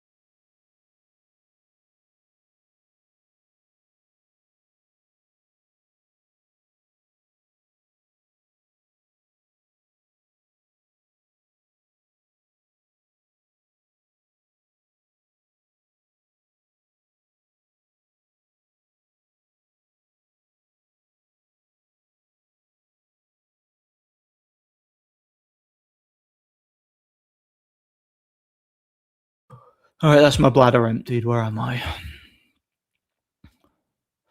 Then again, casuals think Mike Tyson is the greatest. Yeah. Look, like if you even suggest that Mike Tyson would lose to someone, they call you a casual. That's what they do. But it's like Mike Tyson lost to numerous people. He lost to numerous people. So what you on about? Like, but he wouldn't have lost if he was with Kevin Rooney. I'm like, but how do you know that? How do you know he wouldn't have lost if he was with? You just don't know. Seeing as how AI has taken over the internet, you have to have your wits about you. when identifying what's real or not, you may be talking to not actual people. That's what I assume, because see, when I'm talking to these pagans, I'll respond to them, right? And I'll ask them a question or I'll do something. Seconds later, these guys will respond with a massive paragraph, like multiple paragraphs of just pagan copy pasta, which is what it appears. But a lot of it seems like it's not. It's not like they've taken it off Reddit and just posted it, like a lot of the atheists do. It seems to me like it's a computer that's in like a microsecond is coming up with a response, and it's just pages and pages and pages of bollocks, basically, that can never be verified at all. I still remember when that moronic atheist Adam Green got wrecked in a debate with Thamster. I think I did hear about that. Yeah, if God real, why bad thing happen? That's every single atheist argument. Yeah, unless it's Carl Froch, I'll support a black man, or Tony Bellew, or someone like that. I'll support any black man over them. I'll tell you that. Adam Green got wrecked by a real. Yeah, I didn't watch that either. Yeah. Everybody asked Grok the question instead of just answering it yourself or reading something and doing your own research. See, that's one thing I never do. I could not bring myself to do that. See, if I'm having a debate with someone or an argument, I cannot bring myself to consult AI as if I don't know the answer. So I'm gonna ask my AI chatbot to answer for me. And not only that, do you know what's becoming quite popular now? People having like full-on conversations with AI chatbots, and they're actually treating the AI chatbot as if it's another person. They're actually debating with it, and like basically people will ask the AI something, and if the AI doesn't give them the response they want, they'll ask them again, but they'll word the question differently. And then when the AI finally tells them what they want to hear, then they'll be like, see, I asked AI and it said this and it confirmed me to be right. And that's the state of debating right now. Did you guys ever see that video? It was, I think it was, if I remember rightly, I think it was Oxford. No, it wasn't Oxford. It was Cambridge University, where Charlie Kirk was debating with that woman. And this woman was talking like so fast, and basically she kept staring at her phone.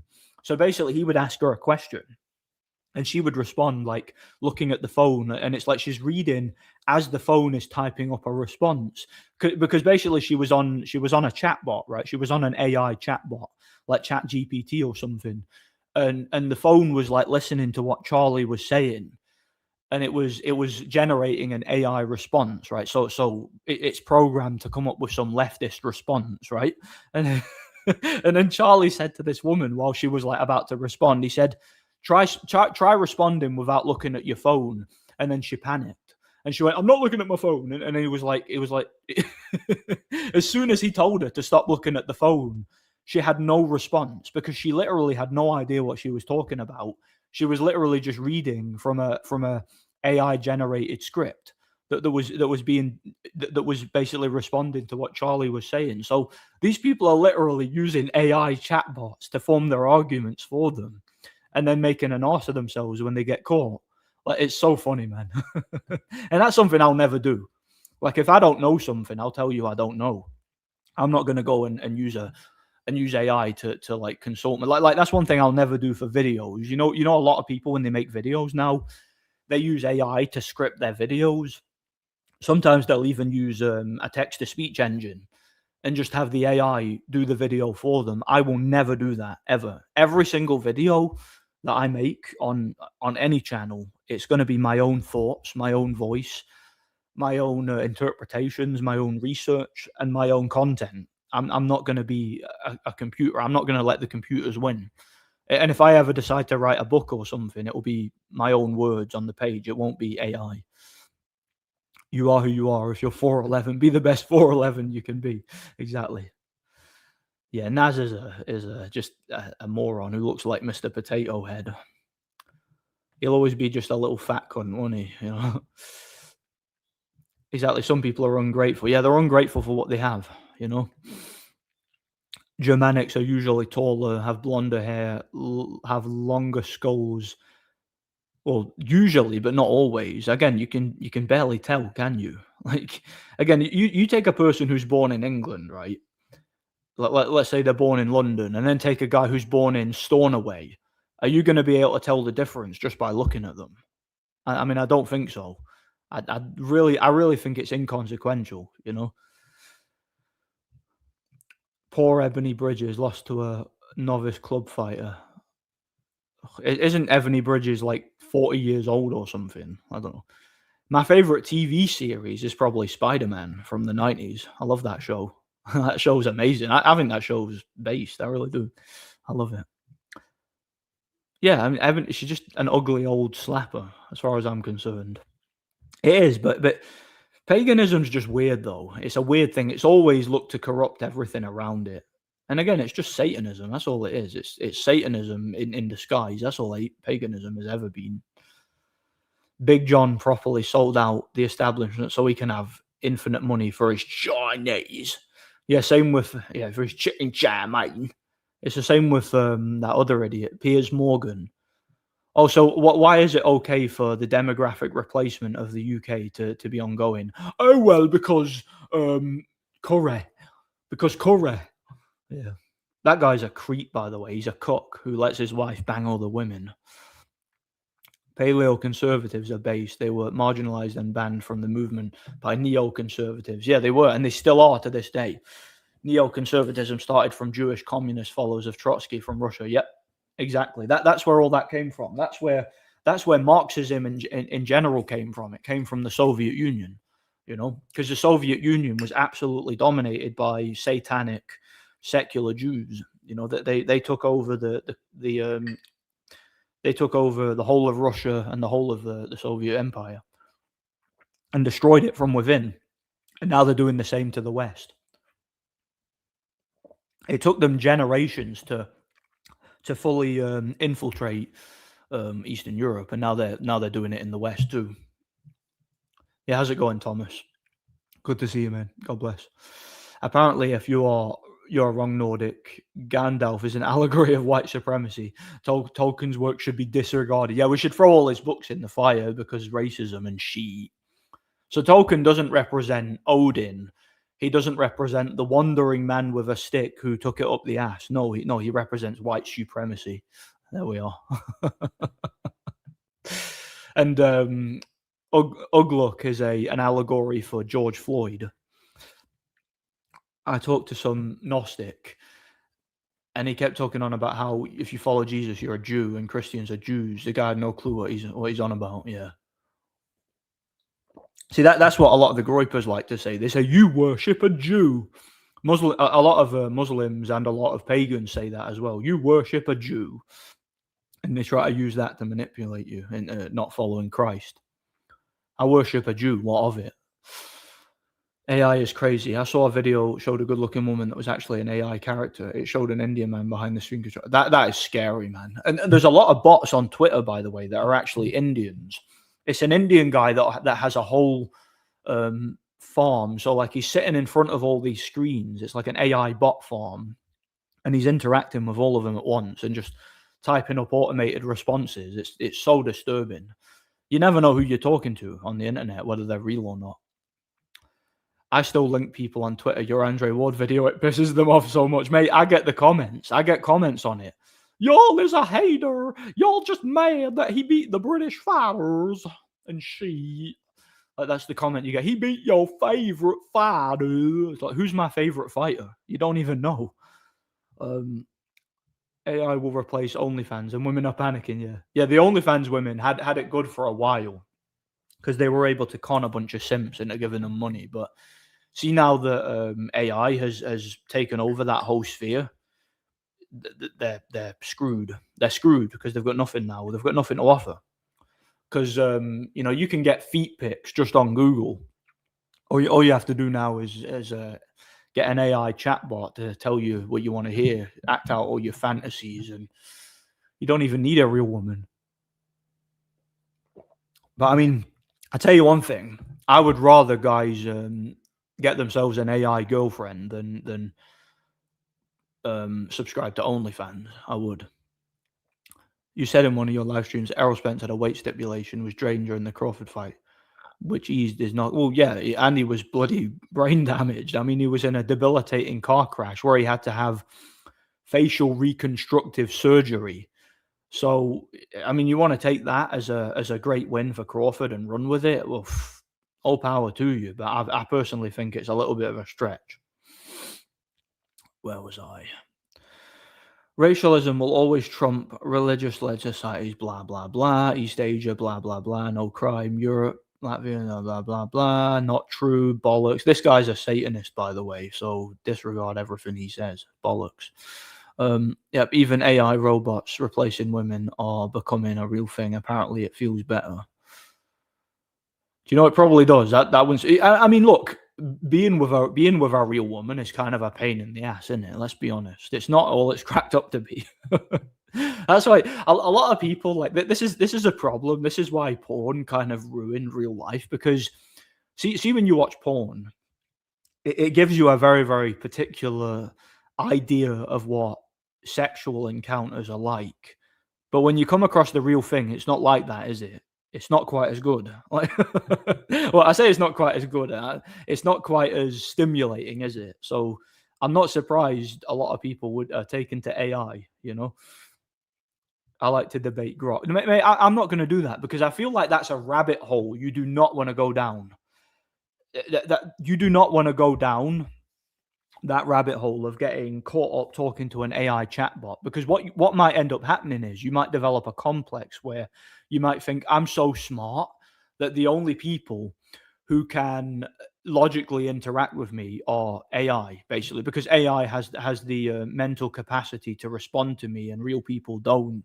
And then again, it just develops a bit of a complex. We've seen that on the internet, haven't we? People who have that complex, who see AI as their only intellectual equal. I don't want to go there. The white and Asian countries with the fewest crime, the least amount of diversity, lowest amount of religious people. Nope, not true, because we talked about this earlier. I just went to Poland. Everybody in Poland is a Christian. Absolutely zero crime. Absolutely zero trafficking. Absolutely zero trash on the streets. And absolutely no degeneracy at all. It's one of the most peaceful, homogenous countries ever. And they declare Jesus Christ as their king. So you've been completely and utterly outdone by that. Try again.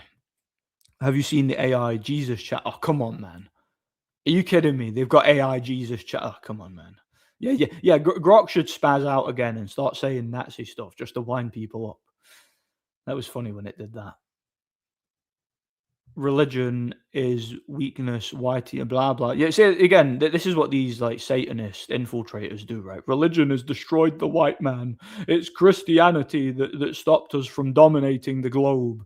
Was it really? Because I'm pretty sure it was Christianity that gave the British Empire the advancements that they had in place to conquer the non-civilized world in the first place. So it doesn't make any sense at all.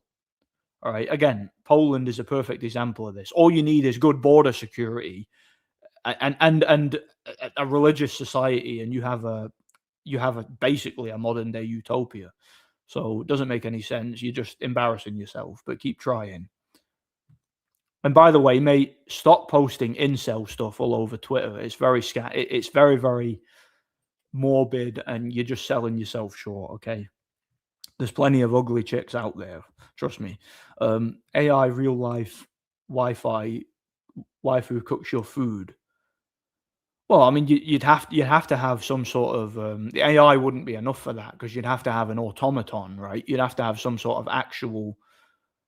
You'd have to have some sort of actual physical machine in order to do that, because the AI ain't going to cook your food, is it? It's not going to keep you warm at night. You know. Yeah, exactly. Like most high crime societies and countries are secular and modern. Absolutely. So it's a stupid comparison. Okay, it's semantics. Again, Poland is a perfect example of this. Christian country. Same with Iceland, right? No crime whatsoever. Almost perfect standard of living compared to what we're used to in the West. And it's all Christian, every single one of them. I mean, if you want to use Far East Asia as an example, you're talking about communism. Right, that's the reason they don't have much crime, because every single person living in that country who isn't the elite is living in a pod is working 36 hours a day and is a communist wage slave. Okay, that's why there isn't much crime in Asia, because it's a nation of automatons. It's literally a land filled with NPCs. I mean, such a stupid argument. See when secular individuals try to argue these points, it just doesn't make any sense whatsoever. Stupidity. At least Grok, the nuns, said Christianity is the true religion and the Bible is the true holy book. Okay. Well, I mean, that's just common knowledge. Well, it's basic logic. Anybody with a basic understanding of archaeology knows that the Bible is 100% factual. Okay. Anybody try to deny that is in denial. How come the UAE, despite being very diverse, is safer than most, if not all, societies in Europe? Probably because it's run by a tyrannical monarchy. You know, it's essentially a dictatorship. They don't tolerate any nonsense. It's definitely safer than a lot of places in Europe. Look at Sweden. Look at any of the actual countries with a strong pagan history. Sweden, Denmark, Finland. They're just absolute crime-ridden shitholes now because of their immigration policy, you know, and because the people are too weak and stupid to do anything about it. Yeah, I never watched that one, but I watched the 90s one. Well, Caballero would have no chance against Usyk, so I doubt that very much. I get sticking up for your own people. Some idiots take it too far, defending their own who have done wrong. Yeah, you shouldn't discriminate in that sense. Groypers don't say Christians worship Jews. 90% of Groypers are Christians. You know, not in my experience. I've spoken to a lot of Groypers who are just probably Arabs, you know. Plus, a lot of them seem to have a deep hatred for Christians when it suits. Like, they'll promote Christianity and they'll use scripture to try to manipulate you. But when you actually take that scripture seriously, they'll come out and say, you worship a Jew. That's the kind of thing I've seen, you know. My most viewed video is the Lawrence Cole one. Got like 3 million views. Woman actually said AI robot waifu is great as an excuse they don't know their name. Time will come to it. Well, it's kind of like, do you remember that movie Blade Runner? And they have like the synthetic people, the robots, and Harrison Ford like forces himself on that robot woman, and people were saying that was rape, that the character was a rapist and all that, and I'm like, so if I like stick my dick in a vacuum cleaner or something, am I a rapist? Did I rape the vacuum cleaner? If I like stick my hand up a vending machine, should I be put on the sex offenders register? I mean, I should be, right? By that logic, I guess I should, you know. 7/8 Sports TV is a morbidly obese retard. I don't know why anybody would listen to a single thing he says. You completely disregard. No, I didn't disregard a logical argument. I took a non-logical argument, applied logic to it, and your argument completely fell apart because Poland is the complete like perfect example of what you're talking about, and it's a Christian country that also has solid border security. So there you go. UK being taken over by Indians and Muslims is part of the Kalergi plan, right? It's because there's no border. I talked about this earlier in the stream, right? There's no border security in the UK. You can slip anybody into this country, right? You can't do that in Poland because they have proper border security. They keep the riffraff out and they scrutinize everybody. And if you're there to cause trouble, if you're one of the riffraff, you're not welcome there. How those pages not banned yet is beyond me. I wonder if AI robots replacing women is part of the human combining. Well, it's part of the depopulation agenda. Let's be honest. And look, the guys like this Evan Deer here, who are trying to tell men not to breed and not to interact with women. What do you think that is? What, you think that's not part of the depopulation agenda when he's going on Twitter and telling men to stay away from women and don't have kids? I mean, it's the same thing, isn't it? It's the same agenda. Listen, there's plenty of ugly chicks out there who would love to have your babies. Believe me, I know. Have you seen what Keir Starmer did? He imported a leftist communist from a third world secular shithole into the country. Well, no surprise there. No surprise. Yeah, I hope Putin sends the boys into the UK. Not Putin, sorry, Trump. I hope he does exactly in the UK what he did in Venezuela and just kidnaps Starmer and throws him in an American prison. That'd be funny. I guarantee you there'd be a lot of people in the UK who would support it. Japan has its religion, it's Shinto. Well, there's actually a very large Christian population in Japan. Not only that, Japan has a lot of problems. There's a lot of mass immigration in Japan, and the corporations in Japan, believe it or not, are very, very communist in the way that they run things. Right? Japan has so many problems culturally. People there are miserable. The birth rate there is atrocious. It's probably just as bad as here, if not worse. People are just miserable in Japan. Like it's a beautiful country. Don't get me wrong. There's a lot of good aspects of it, and certain parts of Japan, certain regions still recognize and pay attention to their history, their culture, and whatnot. But it's not really the majority over there. Like again, there's a lot of communist aspects of Japan. It has a lot of issues. Dating culture over there is terrible. The birth rate is terrible. Standard of living is really bad. Again, people work like they work themselves to death. Like there's a lot of issues in Japan. But and by the way, I'm not just making this up. I've got family in Japan. I know a lot about the place. I know a lot of people that have been there. It's a beautiful place. It's got a beautiful culture, a beautiful traditions, but it has a lot of problems. It's not perfect. Japan is definitely a country that, and a lot of people there recognize this, and they're trying to protect the border. They're trying to keep the riffraff out. You know, there's a lot. It's a complex place, Japan. It's a very complex country. Do you think Poland should be culturally and real? I hope to God that it does not. You ever seen a UFO? Well, I've seen things in the sky. I didn't know what they were. So technically, yeah. I mean, that's all UFO means, isn't it?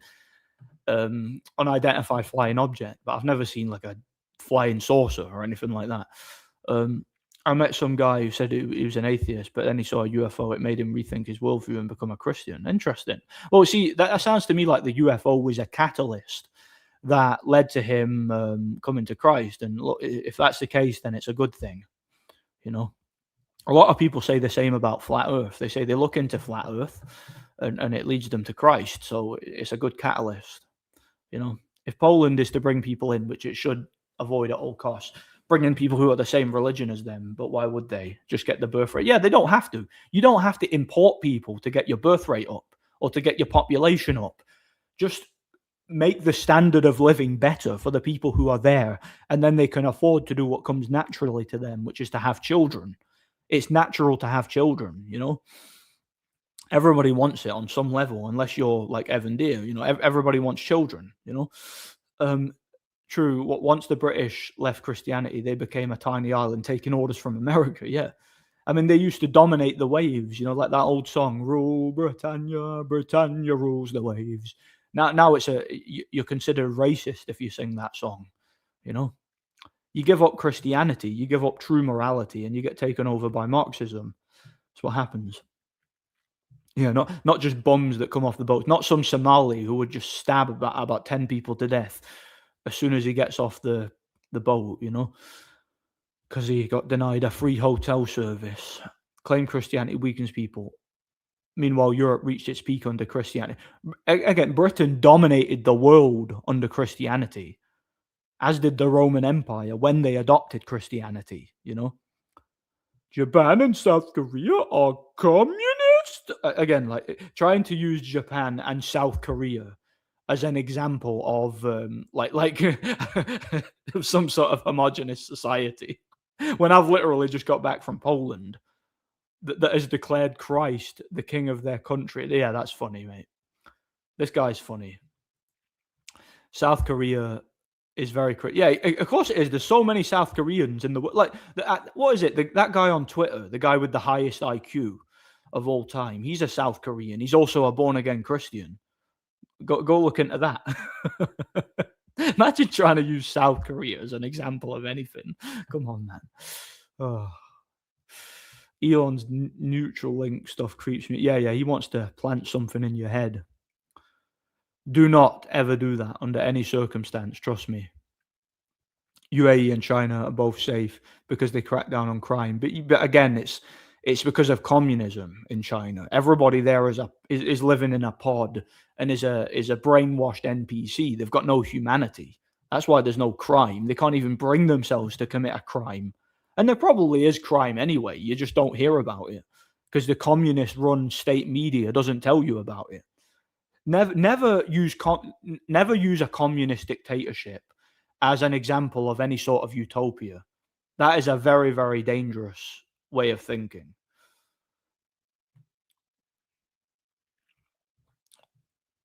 Um, did you see Ashley Sinclair say she wants to transition her 1 year? What? Who's Ashley Sinclair? I don't know who that is, but transition her 1 year. Well, that's child abuse, and that child should be taken off her, put into care, and given to a much better family. And then whoever that Ashley Sinclair cunt is should be executed. I'm not even kidding. Death penalty for that thing. Whoever that is, whatever it is, death penalty. Yeah, 78 BMI and his coach should be deported to Africa. Yeah, if 78 went to Africa, he would starve and he would be forced to lose a bit of weight, wouldn't he? That'd be quite funny. But yeah, I agree. Yeah. Yeah, I'd love to visit there too. Well, the benefit system is already collapsed. Already. They keep crying about Maduro getting kidnapped while they can't do anything about it. Who cares? Some communist piece of crap got kidnapped. Who cares? What? I mean, makes no difference to me. Yeah, he's a tyrannical dictator and a communist. Who cares? You know. I'm not gonna lie. I haven't focused on women the past 4 years. I have been focused on the business, making my money. Well, that's up to you. That's your decision. I got no problem with that. Sometimes wish I'd done the same, you know. Starmer should be jailed for life or worse. Yeah, yeah, he should be jailed for life, absolutely. But I would settle for him just being deported. I would settle for Trump just taking him out of the country and not letting him back in. Why not? Yeah, hopefully you find the right woman one day. Women are hypergamous by their nature, especially young women. If you're, mate, that's look, mate. This is all. I talked about this at length in my last stream. It's not true. It's not true. Women do not give a shit about your height, mate. They don't. That's not. Go and watch my last stream and listen to what I said about that. Women do not care about height. That's doom scrolling. That's giving you that idea. It's social media that's giving you that idea. It's not true. You don't need to. Very few men are actually 6 foot, by the way. See if you're 5'9". To most women, you look 6 foot. Okay. um, More oil drilling. Well, England is small, so is Scotland. Yeah, and there shouldn't be any more people allowed in. Ashley Sinclair is the chick that had Elon's kid. Well, that could mean a lot of different women. That could mean a lot of different women. There's Elon Musk has got loads of kids to loads of different women, and then he has them sign like non-disclosure agreements, which is kind of weird if you ask me. I don't particularly like that. Something about that kind of creeps me out. 1 second, I just need to plug something in.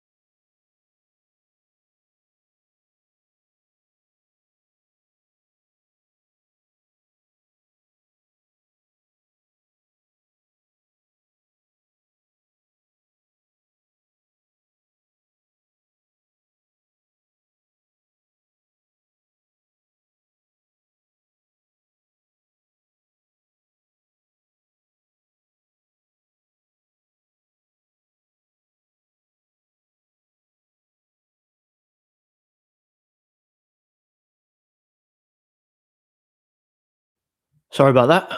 Where was I? Elon has tons of women who have his kids modern day concubine. Yeah, he does. He says it's to like spread his seed to help the white race or whatever. I don't know. I think he just gets off to impregnating as many women as he can and having like he probably has this fantasy about having like an army of kids or something like around the world. I don't know. I don't know why he does it. No fap is the hardest thing a man can do. Yeah, because it goes against your natural nature to want to breed, but it's a good thing to try, you know. I disagree. I dated a woman back in my university days. She was 6'2" and I'm 5'11". Wow. 6'2" is like don't get me wrong, you get it. You do get women that are 6'2" and up, but it is rare. Like rarely do you get a woman that height. Like my missus, she's about the same as me, about 5'8". We're like bang on the same height. I'm not actually sure which of us is taller. I think like it depends on the shoes you wear, innit? But yeah, rarely do you see a woman at 6'2". The only problem I face with when it comes to dating women is the need to shower them with gifts, which I didn't tolerate. Yeah, you don't need to shower a woman with gifts. Hey, listen, see if you find the right woman and she likes you, she might even shower you with gifts. It's one of them. It's I don't know. Like I don't think you need to shower a woman with gifts. If you need to shower her with gifts, she's not the right woman. She doesn't like you. She likes the gifts, I guess. I didn't get the idea of women caring about height from doom scrolling. I got it from approaching very many women with no. Well, you're approaching the wrong women then, and you're in the wrong. Are you going to? Let me guess. Are you on about you've gone to nightclubs and parties where you're around a bunch of idiot sluts and you know you're going for. I don't know. I don't know how to even articulate this, but see when again look when I go out and do my job, I see women who are like I'm talking you describe them as perfect tens with a guy who's like several inches shorter than them. I see it all the time. What women like, they like a man who looks a certain way, right? It's they're more superficial than you think. It's not about height. It's not about being a jock. It's not about being strong and things like that. Women like a guy nowadays who just has a symmetrical face. Like if you've got a pretty face, if you're like a little pretty boy with a, you know, you could be a model. That's what they like. They want you to look a certain way. They don't care about your height. I don't think there's any like modern day Zoomer woman who likes tall guys. Actually, like in fact, see if you're 6'4" or above. Most women find that unattractive. Actually, I believe there's been studies done on this. That's actually way too tall for most women. They actually find that intimidating. I've spoken to guys like around about my age, you know, millennials who are like 6'4" and above, and they've actually said openly like they most women find them unattractive. They do. It's weird, you know. And I don't think women actually like taller men. I think that's a false narrative that's kind of been spread by the media. I don't think they actually care. Yeah. Having sex with a shorter woman is great because it makes your wiener look a norm. Well, why would you care what the size of your own wiener is? I don't. The 6'2" girl I dated back in the day wanted me to buy shoes for her. It cost around £300. She was a French model. You dated a model, and she was 6'2". Yeah, I don't know. That's a weird story, that mate. Yeah, that's a weird one. But like, see if she's asking you to buy her like something real expensive. That's just kind of rude and disrespectful. Like, I don't think that's a very common thing. I think that's an isolated incident. I don't go to nightclubs. Good, don't.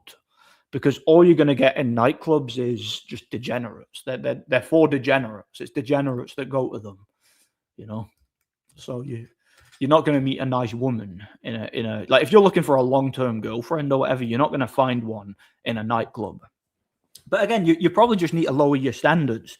You're probably just going after girls who are used to, you know, you're probably not got a pretty face, you know. Again, you probably look like me. You probably look like Shrek. Um, just you just need to lower your standards and your expectations. Okay, don't go for like perfect 10s out of 10s all the time because they get propositioned all the time, you know. Yeah, did you buy it? Did you buy the shoes? No, no, I didn't. Hence the breakup. So she was a 6'2" French model. That's unusual. What stats show that height matters? I don't know what you're on about. Again, I don't know what stats. I hear this all the time. I was talking about this in my last stream. I hear this all the time. People saying, "Oh, if you're not tall, if you're not like 6'2", no woman's gonna like you." And I'm like, says who? Are women actually telling you this? Are women going out there in force and saying, "Oh, you've got to be 6'2", otherwise you're..." And if they are saying that, it's probably just some idiot on TikTok. It's probably not even a real person. Like, I don't know, man. I don't know what to tell you. I really don't.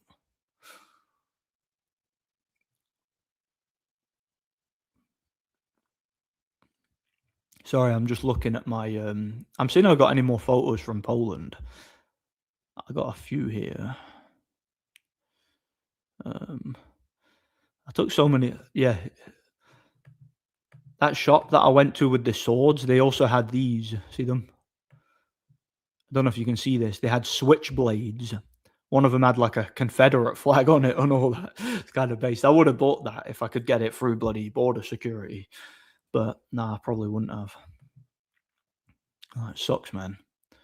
So I would have probably bought at least 4 or 5 swords. I'd have definitely bought some of the Lord of the Rings ones, like the dagger and whatnot. That would have been fun. Yeah, I got a lot of pictures. I'm sure I had a picture of some of the food. Like I had a picture of the borscht and that. I don't know what I did with it. I don't know. Oh, I did find this though. That was from my a high school yearbook that I didn't know existed. See that? That's another one. Right, what else have I got on here? One sec.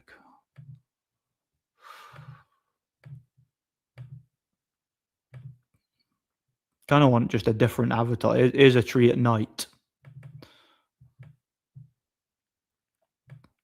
That was right near the university and the church I went to. See it? Yeah, that's a nice one. All right. Oh crap! I've lost my place in the chat. Where was I? All right. The stats show that I don't know what stats you're on about. I've not seen these stats. I was in London. The competition in dating is hard because you have a ton of Pakistanis and Indians simping, giving women look. Mate, what woman wants a Pakistani Indian though? Seriously, unless she needs tech support. I, on the other hand, was good communication to secure dates. Yeah, men's standards are already at the bottom though. I think it's awful advice telling them to go for land. I didn't say go for land whales. I didn't say go for a. I didn't say go for a morbidly obese like hog, did I? Like I didn't say go for that. Just stop going for like women that are just out of your league. Like just be realistic, you know? Be realistic. There's plenty of like when I say ugly, I'm joking, right? Just go for a woman who's like not who just looks like a real human being, not a Barbie doll, you know? Where's your next adventure? I don't know. I want to go back to Poland. I don't know when. I'll find an excuse to go back there.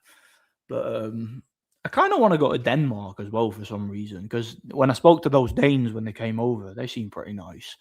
I want to go to Norway. I want to go to Iceland. Some point in time, I want to go back to America. You know, there's a few places I want to go.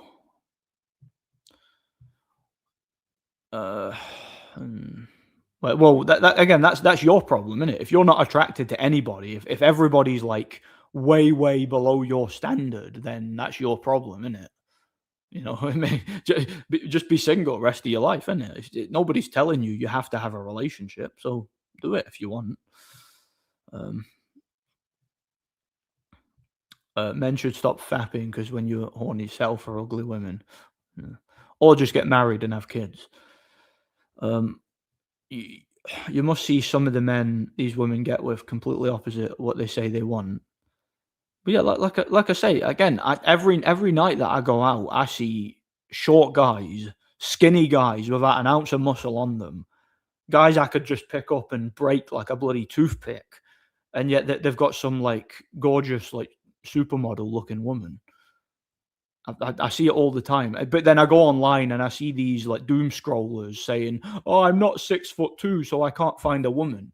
And all I can surmise from that is you're sitting in the house all day on the internet, and then when you do go out, you just don't know how to talk to people, or you're going up to the wrong kinds of women and stuff like that. Like that, I just don't think any of this internet stuff is real. I think if people go outside and just explore the world, it's different.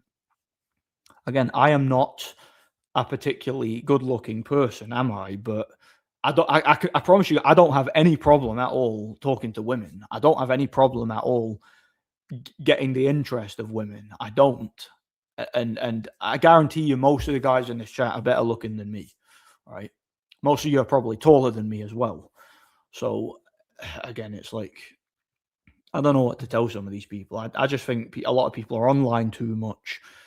They're caught up in the depopulation agenda, sadly. And I just don't know what to tell people. You can be the most displeasing looking person ever, will still be a woman for you. Yeah, exactly. Of course there will. Of course there will. Go Korea. I might go to Korea. You never know. Go hang out with Kim Jong Un. There were Danish women dating Pakistani men in London. And the Pakistanis are thirsty. That's bogging, mate, isn't it? I went to America when I was a kid. I went to Florida. Went to Disneyland for like 2 weeks or something. That was lovely. But I was very young at the time, you know. If you're losing to Pakistanis, that is, again, have you ever met a woman who tells you she's attracted to a Pakistani? I mean, no offense to Pakistanis, but I'm like, I don't know, man. You come to Texas. Oh, I'd love to go to Texas. Yeah, I'd love to go to Florida again, but I'd also love to go to Texas. No, and no. The microanalyzing of dating by Zoomers is crazy. When I was younger, it was simply if you ask enough women out, one is going to say yes. Yeah, like that's the thing, Del. Like our generation was like that. It was like we didn't have this absolute terror, this absolute fear of talking to women that Zoomers have. Like if you asked a woman out, right, and she said no, oh well, you'd be a little bit disappointed, maybe a little bit sad, but whatever. You get over it 2 minutes later. 5 minutes later tops, you get over it. You play it off as a joke, and you're like, it was worth a try. Oh well, is what it is. You never know if you don't ask. It's like no fish was ever caught from staying away from the shore. You know, if you don't go fishing, you're not going to catch any fish, are you? If you don't cast your rod in the water, you're not going to catch any fish, are you? But chances are, if you keep going, you keep trying, you're going to catch one, aren't you? But the law of average, you're finally going to catch one. It's the same with bloody going out meeting women. If you're going up to the same types of women all the time and they're all saying no, obviously there's a problem there, isn't there? You know, you might just need to lower your standards or change your approach a little bit. Like this, it's not that complicated, isn't it? Human beings are social creatures. But again, I think it's part of the depopulation agenda. They want people to be scared. They want people to not they want people to not breed. They want people to not have families. That's what they want, in my opinion, you know. You big useless dosser. Yeah, that's Fury's catchphrase, isn't it? You big useless dosser. Pakistani are giving them 20. But, mate, I don't think any like woman worth her salt would date a person because he bought her something. Like if I was to go up to some woman in the street and buy like a gold chain or something and then go up to her and say, hey, here's a gold chain. It cost me 500 quid. Do you want to sleep with me? Is she going to say, yes, absolutely, take me? No. There's got to be more to it than that, you know? I don't get it, man. Oh, yeah, you could always try looks maxing. You could take a hammer and start smacking your head with it. You can try that, you know? Try that. Should I look smack? Should I get a hammer and go do, like start chiseling my head? Why not, eh? And then get a hair transplant and all that. Did Sonny Edwards look max? Did he do that? The reason Zoomers have that mindset is because things got worse. I'm not afraid talking to women. As I said, I already done many approaches. It's pointless. I'm not going for just 10 out of 10. Well, I've only got your word for that, and we've never met, have we? So I don't know. Again, I'm not saying you're lying or anything like that. I'm just saying I find it hard to believe that you're out there all the time approaching women, and not one woman has decided to go on a date with you or something. I can only assume you're going for the wrong types of women. I mean, you think women aren't having the same problem. You think these ugly chicks who are not born with great genetics, you think that they're not insecure. You think that they're not. I mean, look, I've seen girls. This is a weird thing about it. You think guys are insecure? Obviously, they are. I've literally seen like gorgeous 18-year-old girls and heard them say like, "Oh, I hate the way I look" and things like that, and I hate being seen by guys if I'm not covered in makeup and all that shit. This people nowadays, Zoomers are just that they're so insecure in general. It's not just guys, but guys don't seem to realize that girls have the same problem and all. You know, so people are they don't know how to talk to each other anymore. They don't know how to get through their issues. It's just insecurity, self-hatred. It wasn't like that in my day when I was growing up. People weren't so like, obsessed with things like that. You know, dating and shit was just stuff you did. It was just stuff that you did when you got to a certain age. You know, I asked a Catholic nun yesterday to go out with me. She said no, but she had a face. What? Oh. Did she beat you with a ruler or something? Zoomers are more likely to race mix, weirdly enough. Yeah. I think a lot of guys, I've noticed a lot of guys do go with like Asian women because they feel like they can't get a white woman. So they go with an Asian woman. Like it's easy. Like it's easier, I guess. Which is something I would just never do. I don't find minorities attractive. I never have. And I've been honest about that, and people call me racist because of it. But I'm not. Nobody's entitled to have me find them attractive, are they? You know, I'd wager a lot of those dudes are obsessed or looks maxing are gay. Yeah, it wouldn't surprise me because again, it's very narcissistic, isn't it? To be just so obsessed with the way you look, and again, it's a woman thing, isn't it? To constantly look in the mirror. Oh, I hate the way I look. It's terrible. That's how women behave. You know. Oh, Sonny Edwards oil drilled. Yeah. Disgusting.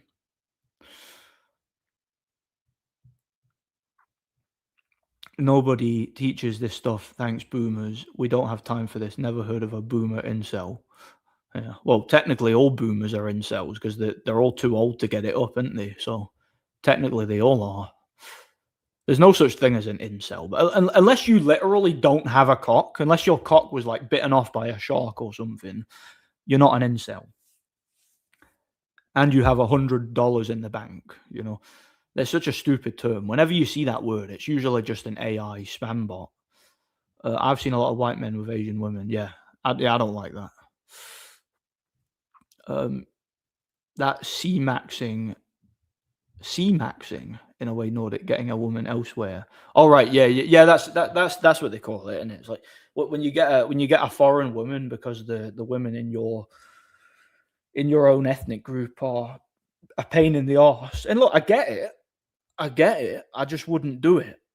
I wouldn't do it because it's like I don't find them attractive. I guess I'm a white supremacist, I guess. I don't know. I'm not attracted to non-white women. I'm not. I never have been. You ever met a boomer you like, Nordic? Yeah, loads. My grandmother.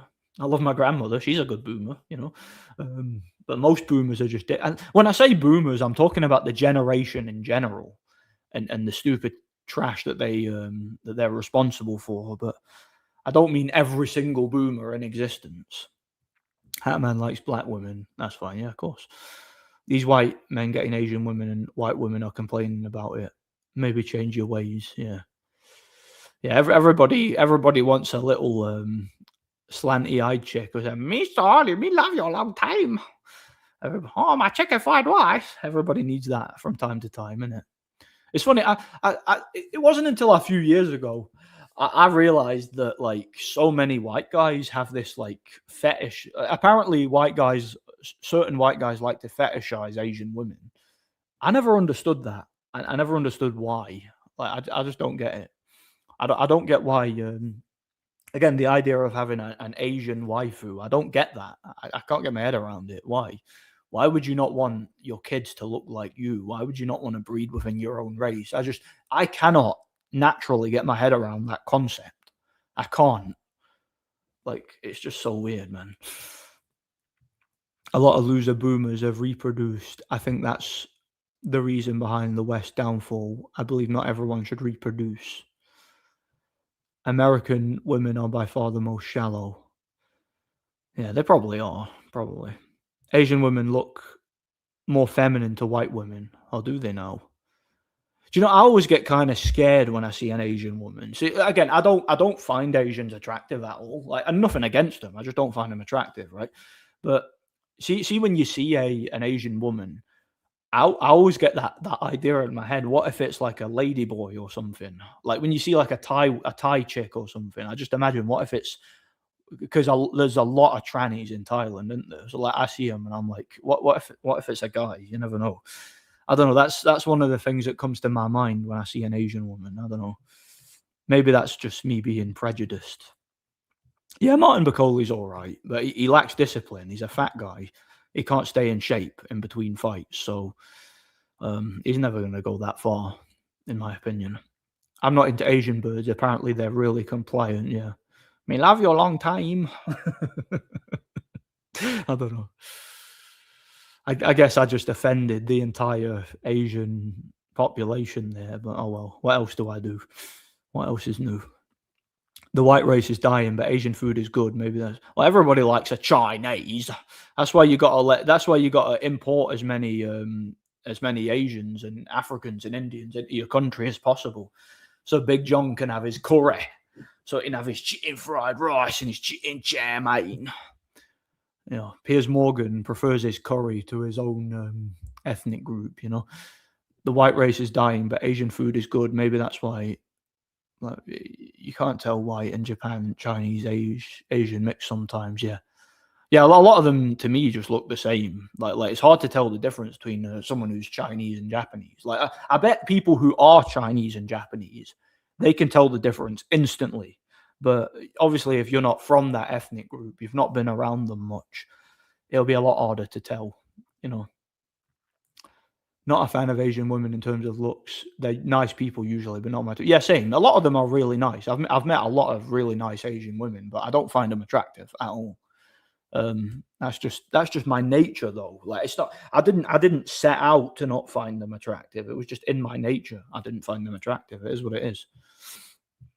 Stop stealing Asian women. The Asian men complaining. You had in competition. Yeah. Well, I'm not stealing them. It's not me. It's some of my peers, apparently. You know, there was a cute Asian chick. I got a number when I texted her. Phone service went out for a month, and I wasn't able to. Piss me off so much. My luck is dog shit. Yeah, you missed out.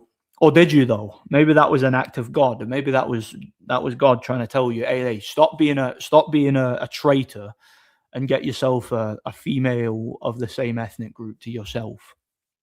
Maybe that's what that was. You know. Maybe the Lord Jesus wants you to breed with a white woman and continue on your bloodline instead of destroying your bloodline through race mixing. You know, lots of Asians in London don't really notice. They don't sell drugs or rob people. No, that's what blacks do, isn't it? It's only blacks that sell drugs and rob people. I'm only joking. Yeah, you don't generally hear of Far East Asians doing that sort of thing, do you? You know. I seen a white Asian. I thought he was white. Or white and Asian mixed. I thought he was white. Yeah. Sometimes you can't tell. Sometimes somebody could have like a 0.2% Asian genes, and you wouldn't be able to tell. Yeah, Scotland is very multi-ethnic. It's not quite as multi-ethnic as England, but it's very multi-ethnic. Curry is the number one white man's dish in England, apparently. Would you know the ironic thing about that? Yeah, curry came from India, but it wasn't invented by Indians. It was invented by the British in India. So when people say, "Oh, we need Indian immigration so we can keep having curry," that doesn't even make sense. It was the British Empire who invented curry. It was the British Empire who went over to India, colonized India, and used a lot of the spices and the ingredients found in those lands to make different food dishes. So it, even calling it Indian food doesn't make sense. It's British food. It was the British who invented curry, just like it was the British who invented most things. I mean, the Scots invented fried chicken. So, you're welcome, black people. You're welcome. You know, show a bit of respect. Um, I don't have an Asian fetish, but they really are friendlier and nicer to talk to than white women. Yeah, a lot of them are true. A lot of them are. There's no doubt about that. Philippine people seem nice people. Yeah, they do. They seem lovely. I've met Filipinos, nice people. I've seen a lot of white women mixing with Asian men as well due to them overdosing on Korean TV series. Yeah, that doesn't surprise me either. Maybe they just think white guys are a pain in the ass, just like some white guys think they're a pain in the ass, Some mixed people do look like their parents, but why they do it, I don't know. Yeah, look, if you're mixed race, you're not going to have any sense of identity, and you're going to have a complex. It is what it is, and you're going to be more susceptible to like organ failure. A lot of people don't talk about that. Apparently, Asian women are tighter. Do you know what? I can believe that. I can believe that absolutely. Wardley and Caballero would beat Martin Bacoli because Martin Bacoli wouldn't train properly. He would show up out of shape and he'd get beaten up, in my opinion. Maybe no, the Indians didn't add the spice. The British found the spice and discovered it in India and made food. Again, all of this was invented by the British. All of it. People used to get at me when I had a go at Big John. People are catching on. Genuinely can't stand that guy for multiple reasons. Mate, the guy's claim to fame is literally that he's a morbidly obese, gluttonous slob who says bosh in interviews and talks about eating Chinese. That's literally his claim to fame. Like, I mean, what a hill to die on. What a claim to fame to have, being a fat, like morbidly obese slob, stuffing your face with Chinese every day. And saying bosh in interviews. Like I would rather not be famous than have that be my claim to fame. I would. But again, it was funny. I showed my missus one time. It was a video of Big John Fisher, and her response like killed me. She said, "That's just peak Britain." That was what she said about Big John Fisher. She called him peak Britain. I thought that was so funny. Oh, one sec.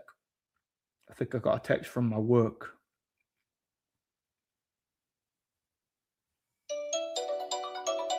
One second.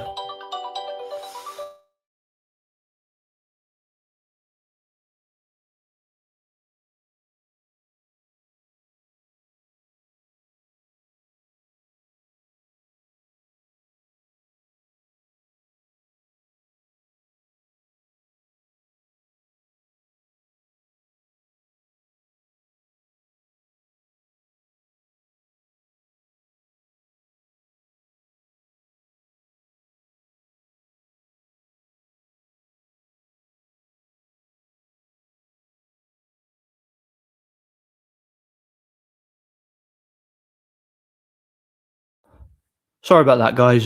Just had to respond to something because I'm working later on. There was like a change of plan. Where was I? Andrew Tate is mixed race and he lashes out on white people, saying they're too soft and weak. Well, I mean, yeah. So highlights of his last fight. He's one to talk, calling anybody soft and weak, isn't he? So yeah, yeah. He should take a look in the mirror, I think.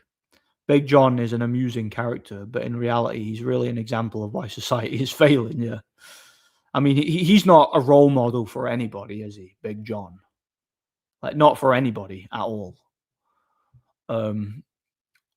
Except maybe Jabba the Hutt. I don't know. Most mixed people get on fine. It's just harder to find an organ match.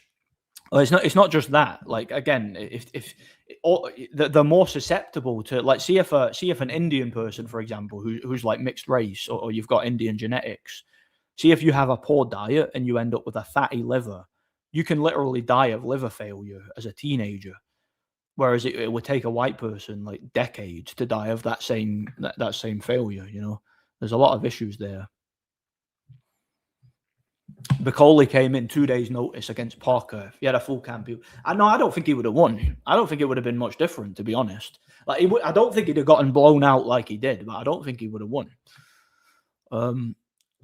Better be careful, not that Fisher will come back and bosh you like he did in that pub once. But mate, yeah, he wants his rematch, doesn't he? Do you know? I really wish I could get the CCTV footage of that, because it was pretty badass. Like, I'd be tempted to like upload it to YouTube. Like, I'd get in big trouble for doing it, but I'd be tempted. You reckon John put his in chair Corey and an Asian woman and said bosh? I don't know if he could even find his in chair Corey, to be honest. Have you seen Pearl Davis? Yeah, I've seen her. Red-haired anti-feminist lady. She talks about the corruption of the family court, divorce systems. Her debate against Anna Kasparian worth watching. Now, maybe I'll check that out. I know who you're on about, though. I've seen her. Big John is the walking, talking, living, breathing example of excess, apathy, and consumerism. Yeah, he's literally just like a bottomless pit of gluttony, isn't he? That guy. That's all his claim to fame is, just being a fat slob. Honestly. Oh, she was on Piers Morgan. That's not a good sign. Piers Morgan's a complete piece of trash, honestly. That guy should be kneecapped in public. Yeah, he's a cock as well, who lets his wife bang other men.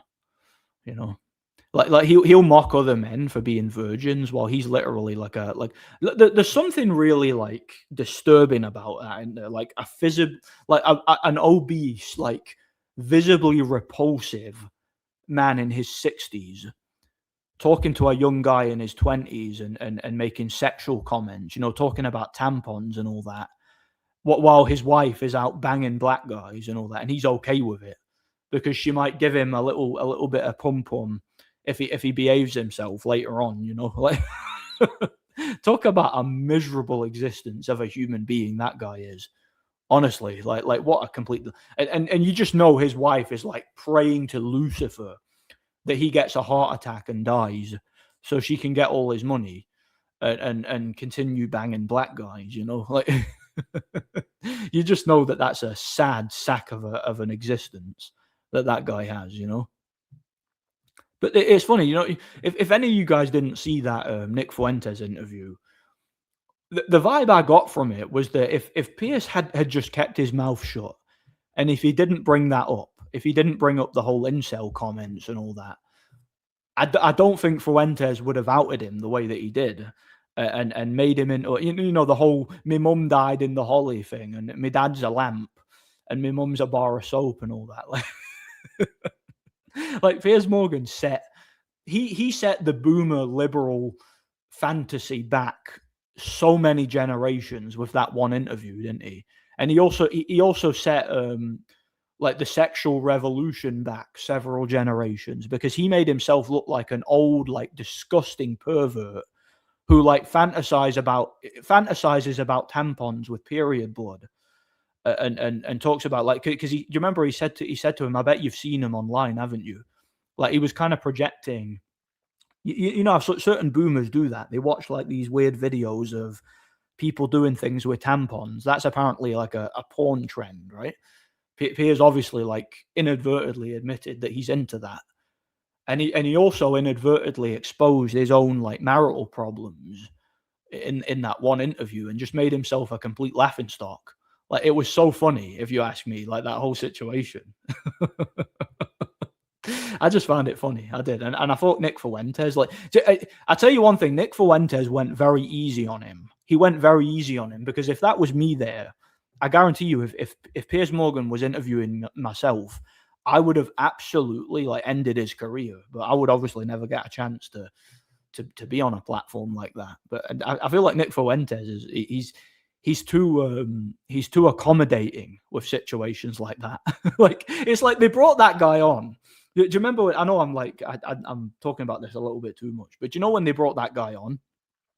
And it was that Danny Finkelstein or whatever. Like as soon as they did that, like because they were talking about you making jokes about the Holocaust or whatever, and I want to bring on this guy Danny Finkelstein to like that reminds me of that scene in South Park where they're trying to get Cartman to be less insensitive towards midgets.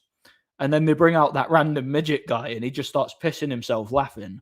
That's what that reminded me of. It's like, I'm going to bring on Danny Finkelstein, which is like the most hilarious Jewish name I've ever heard.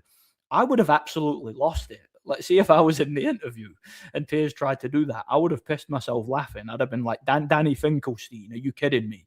Like, is that his real name?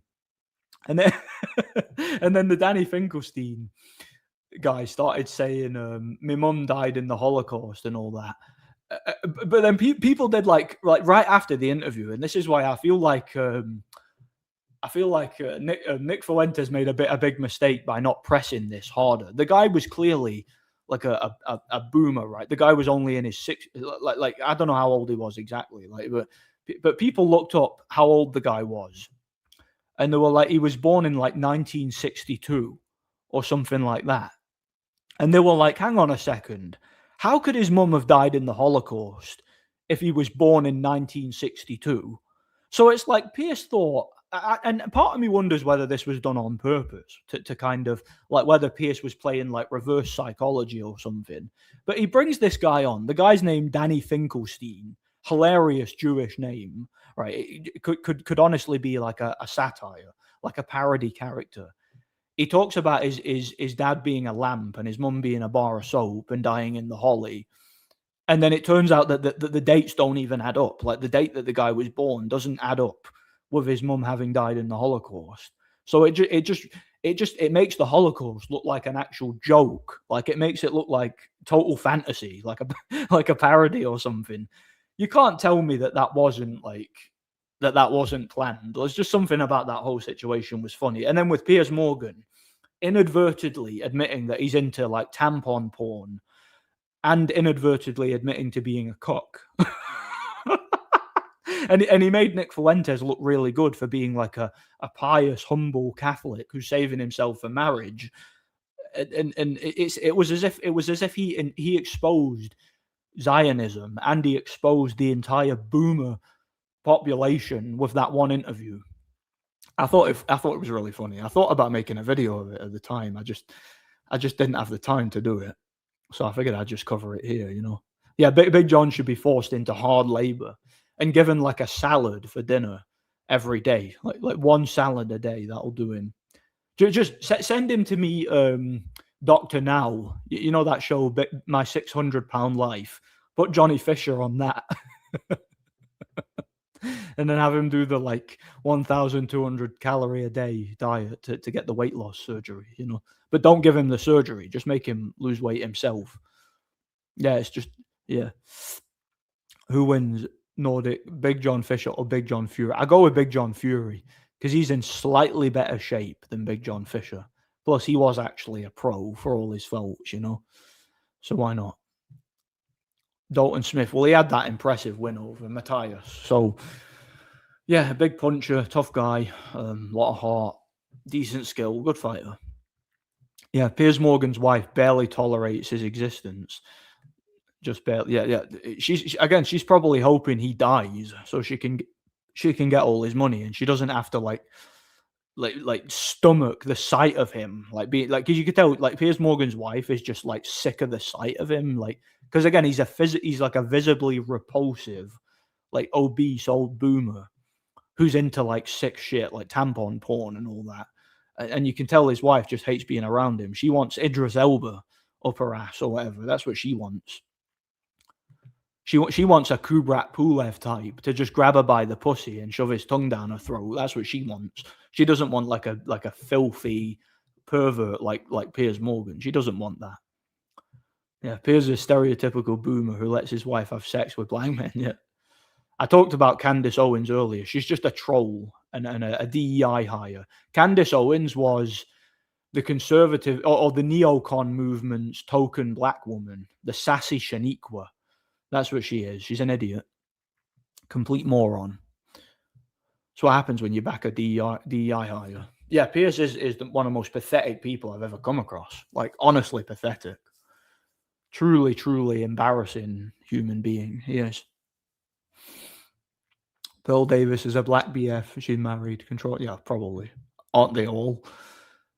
No. Piers Morgan is not conservative. The only people who would see Piers Morgan as a conservative would be like the Green Party or something, who are into bestiality. They would consider him a conservative. No, Piers Morgan is a far left Zionist, basically. That's what he is. And he's a scumbag. He calls himself a Catholic. Yeah, he promotes gay marriage and abortion and all that. So, and he's into tampon porn and letting his wife bang black men. So, does that sound like a Catholic to you? Maybe that was a bad example. Should I say, does that sound like an actual individual who believes in Christ, who's born again? I doubt it very much. Apparently, Piers wanted mixed race Meghan Markle, and she said no. Piers got triggered and walked off when someone brought it up. Really? I don't know about that. Prime for prime, Tommy Morrison would beat AJ. I don't know about that. Tommy Morrison was a good fighter, but he had a glass chin. His chin, I actually think AJ would win that. But I give Tommy a puncher's chance. I think he'd have a chance, but it would be difficult. Kind of a 50-50 fight. If paid, would you react to a debate on a live stream? Well, we're negotiating now, aren't we? That depends on the debate, and it depends on how much you're talking. Convince me. Piers got pierced by Meghan Markle, the race baiter. Meghan mixed Markle, the race baiter. Yeah, she's a divorced old hag anyway. Her repressed boomers. The tampons were out of stock. Yeah. Remember when Jeremy Clarkson punched Piers Morgan? Yeah, he did, didn't he? I forgot all about that. Yeah, it doesn't surprise me. Yeah, I didn't say he was. I didn't say Nick Fuentes ain't good either. It's a joke at this point. It's an excuse for the chosen people to do so. Yeah, again, that's what the Holocaust has been for generations. It's 80-year-old wartime propaganda. An excuse for the chosen people to blow up whoever they want and to subjugate society. And if you say anything about it, you're literally trying to promote another Holocaust. The drum that chosen people line in Catholic school. Yeah. Piers Morgan was trolled by an AI photo of him and his wife with mixed kids and a black guy in the background. Yeah. That is pretty funny. Do you know, I went on, somebody posted an AI generated song, right? And the AI generated song was "My Mum Died in the Holly," and then the top comment on the video was, "I gave up a date with Piers' wife to watch this." I thought that was so funny. But it's funny, like, Piers will never be the same again because he's marketed as this straight talking journalist. But it's honestly like no one will ever see him the same again because he'll always be the cuck who got absolutely humiliated by Nick Fuentes. That's who he is now, you know. Richardson Hitchens, pathetic 140 champ. He's got every decent fighter. Gary Russell, Frank Martin, Keishun Davis. Do you know, I don't think he's ducking him. I don't think I've ever watched him fight, if truth be told. Who is it that he's fighting? I saw in the bookies that he was scheduled to fight. I forgot who it was. Yeah, Piers is milking the conflict just to get the same stuff repeated, probably. Piers' wife wants Chisora. Chisora will beat up if he suspects you're cheating, yeah. Yeah, Chisora will, like, batter Piers' wife. She'll probably enjoy it, though. She probably prefers it to Piers. I mean, could you imagine, like, how uncomfortable it must be for Piers' wife when she has to give him, like, his obligatory, like, whatever it is they do behind closed doors. Like, you could just imagine she hates every second of it and she just wishes it was Chisora or I don't know, like Martin Bacoli or someone. Talk about a loveless marriage that guy has. Loveless marriage. He thinks women should be priests. Well, you can't be a priest if you're a woman. If you're a woman and you pretend to be a priest, you're not really a priest, because women are not supposed to lead in church. It's clear in scripture.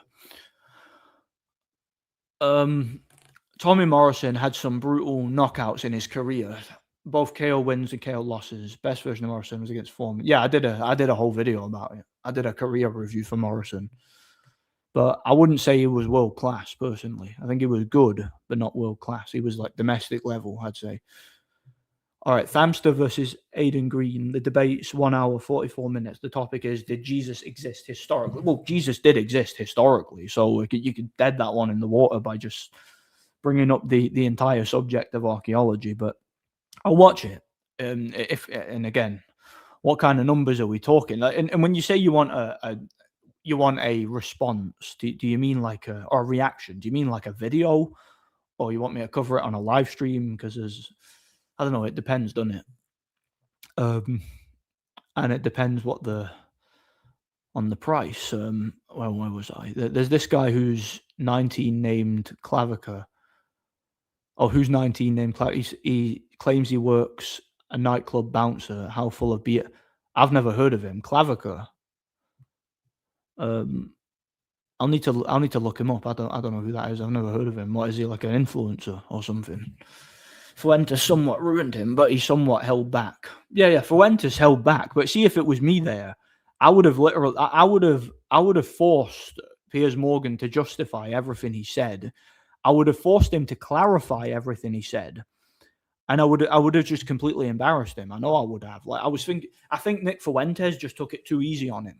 Nick Fuentes, sat there doing that stupid grin on his face and smiling and going, "Come on, man," and all that. No, I wouldn't have done that. I would have been, the whole time, I would have been pressing Pierce for information. I wouldn't have let Pierce get off when he refuses to justify things. Like when Pierce said, "Oh, statistically, white men commit most mass shootings." I would have been like, "Hold on a second, define mass shooting." And then when he keeps talking, I'd be, no, stop right there, define mass shooting. And I would have been like, do you know that every single shooting in America, statistically, where more than one person is shot, so if you shoot two people, that's considered a mass shooting. Now, where that statistic gets skewed is in regards to gang-related violence. So if a gangster goes out and shoots 25 other gangsters in a black neighborhood, that's not going to be classed in the media and FBI statistics as a mass shooting. But if a white man goes to a mall and shoots two other white guys, that's considered a mass shooting. So I would have asked Pierce to further clarify and further justify what he means when he says mass shooting. So if he then moves on to school shootings, I would have done then what Nick Fuentes did, but I would have pressed it a little bit more. I'd have been like, okay, so what proportion? And to his credit, Nick Fuentes did do this, but he didn't push Pierce for an answer. He let Pierce get off lightly. I'd have been like, what proportion of the population of white men commits school shootings? And then Pierce would keep rambling and doing what he does. And I'd been like, no, Pierce, answer the question. Answer the question. What proportion of white men, what proportion of the population of white men commit school shootings? And then if he wouldn't answer the question, I would answer it myself. And then I would ask him to further clarify his position. And then I would move on to gang violence and things like that. I would move on to the proportion of Muslims that commit terrorist attacks, or the proportion of black men who commit gang-related violence and things of that nature, and just completely destroyed his argument. Unfortunately, Nick Fuentes wasn't really willing to do that, because I feel like Nick Fuentes was mostly looking for sound bites and things of that nature, if you know what I mean. Like, I don't know. I feel like he could have done so much better. Like, if I had a chance to talk to Piers Morgan, I would just humiliate the guy. And again, I would have instantly brought up, do you know when he says to him, it sounds to me like you're a guy who can't get laid. I'd have said to him, well, I would have asked him to justify that. What do you mean by get laid? Can you clarify that? And then I would have interrupted him and been like, so you mean premarital sex? And then I would have brought up biblical scripture. I'm like, right, so you claim to be a Catholic. So he who looks at a woman with lust has committed adultery with her in his heart. That's the words of Jesus Christ. Are you telling me that you defy the words of Jesus Christ and you still call yourself a Catholic? I'll be like, and I would have also brought up his marriage. I would have been like, and listen, I would rather be a virgin for the rest of my life. I would rather be voluntarily celibate outside of the confines of marriage than allow my wife to sleep with other men behind my back.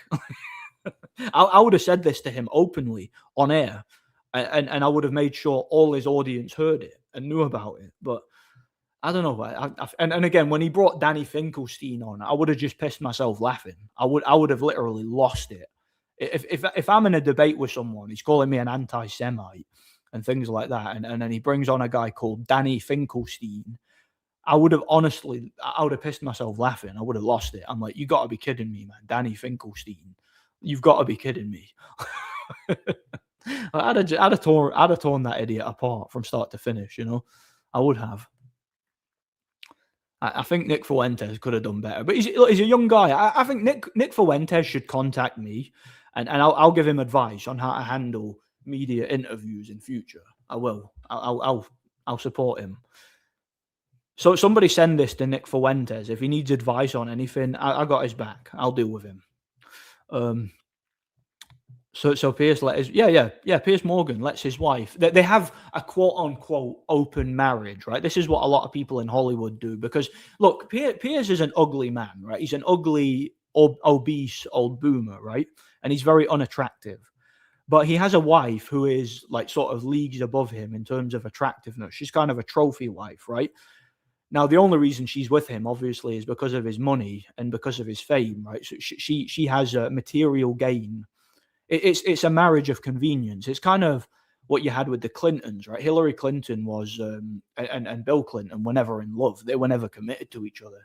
They had what was called an open marriage. Now, the idea of an open marriage is it allows them to stay together so they can continue to reap the benefits of the marriage, but they're not really in love with each other. They're not committed to each other, and they're not celibate outside of the confines of marriage. So they're allowed to sleep with other people. So Piers' wife, in order for her to stomach being with him, like in order for her to stomach like the sight and sound of him, she has to be allowed to have her own time where she goes out and sleeps with other men. So she goes and sleeps with other people behind his back and other men, and gets her satisfaction that way. And basically he gets to keep the status of her being his wife. Essentially, that's what their marriage is. And a lot of people didn't know about that until the interview with Nick Fuentes, where it got kind of brought up organically in the aftermath of that interview, because he was trying to mock Nick Fuentes for being voluntarily celibate outside of the confines of marriage. Again, Nick Fuentes, and who knows if it's even true. For all I know, Nick Fuentes might actually be sexually active. I don't know. It's none of my business. But the idea was, because Nick Fuentes openly claims that he's celibate outside of the confines of marriage, right? And Piers Morgan was trying to use that against him, because that's what boomers do, right? Boomers are all about, you can't get laid, you're an incel. That's a boomer thing, right? They came up with that, right?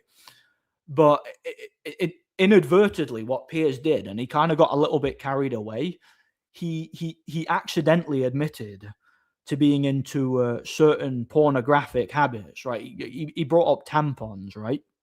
And he said something about, I bet you've seen them, haven't you? Like again, it was kind of dog whistling, kind of hinting that he watches tampon porn or something, because that's what a lot of boomers are into that. So I've heard, right? So Piers exposed himself by trying to virgin shame a man who is less than half his age, right? A born again celibate outside of the confines of marriage, Catholic, a Christian, right? Trying to virgin shame that guy. He inadvertently exposed himself as an absolute pervert, being into weird stuff. And he exposed himself as being a cook in a loveless marriage. So you cannot tell me that was not a self-own or like a total humiliation. But yeah, that's the thing. Piers and his wife have a quote-unquote open marriage, right? Which isn't a real marriage, because one of the parameters that comes with a biblical marriage is celibacy outside of the confines of marriage. Okay, and obviously Obviously, that's not happening in that situation, you know. Instead of fighting Gary Russell, Richardson fought Kambosos. He said on Twitter, Gary doesn't have enough clout to fight him. Oh, did he really? Yeah, Caballero had a British stoppage in Germany.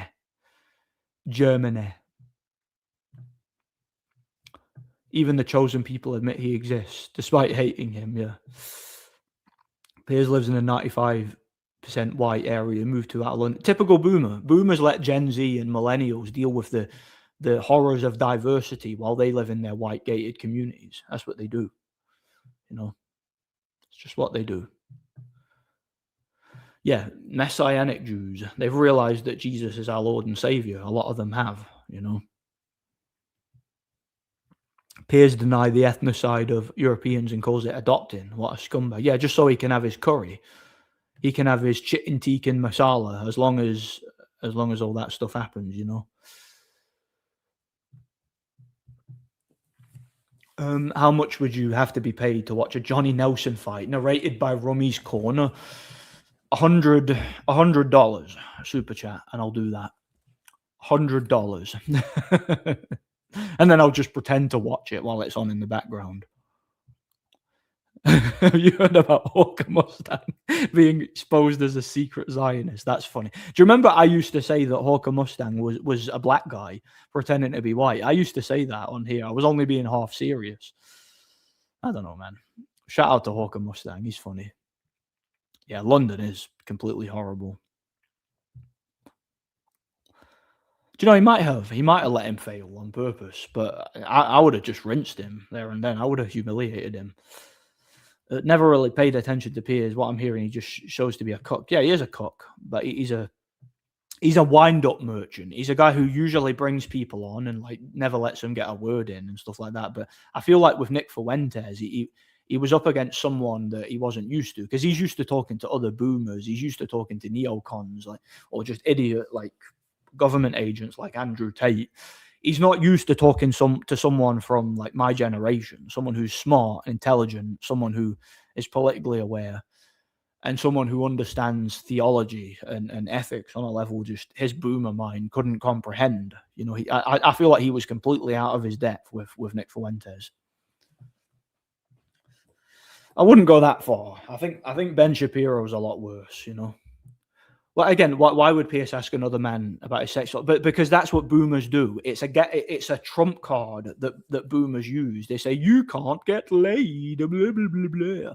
Because if he'd asked Nick Fuentes, "Have you ever had sex?" Fuentes would, and let's say Fuentes had lied and said yes, or maybe even if he told the truth and said yes, he'd have been like, "Oh, you're lying."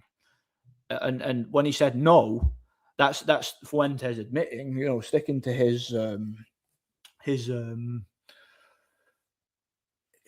guns about having impulse control, right? That's what I'd call it, right? Having impulse control and being celibate outside of the confines of marriage. He tried to use that against him, but it ended up blowing up in his face because he got exposed as a pervert and a cuck, you know.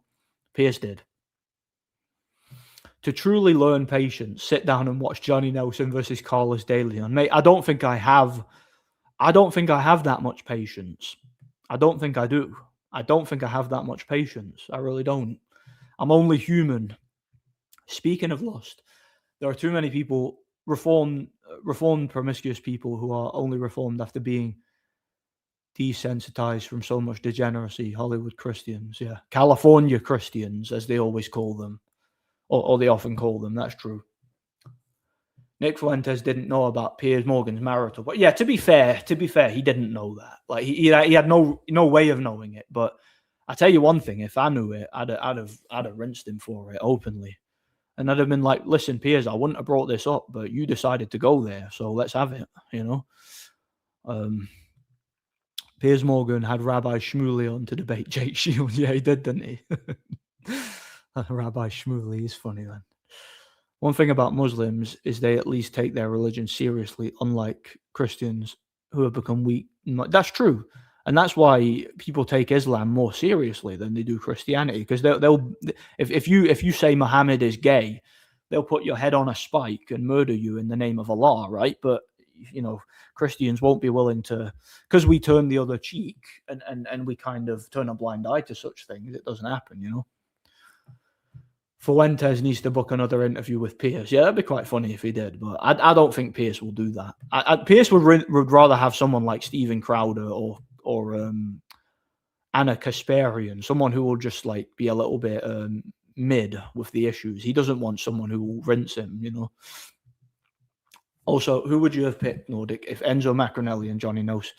Macronelli on points, I think. Johnny would have just ran away all night, and Enzo would have beaten him on points, I think.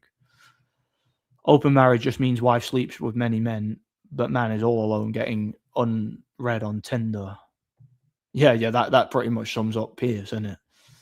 His wife is out getting the business and getting ridden by black men, and he's at home watching tampon porn, Your comments are often really unique and insightful. Don't want to glaze you. Yeah. Owen does speak a lot of sense.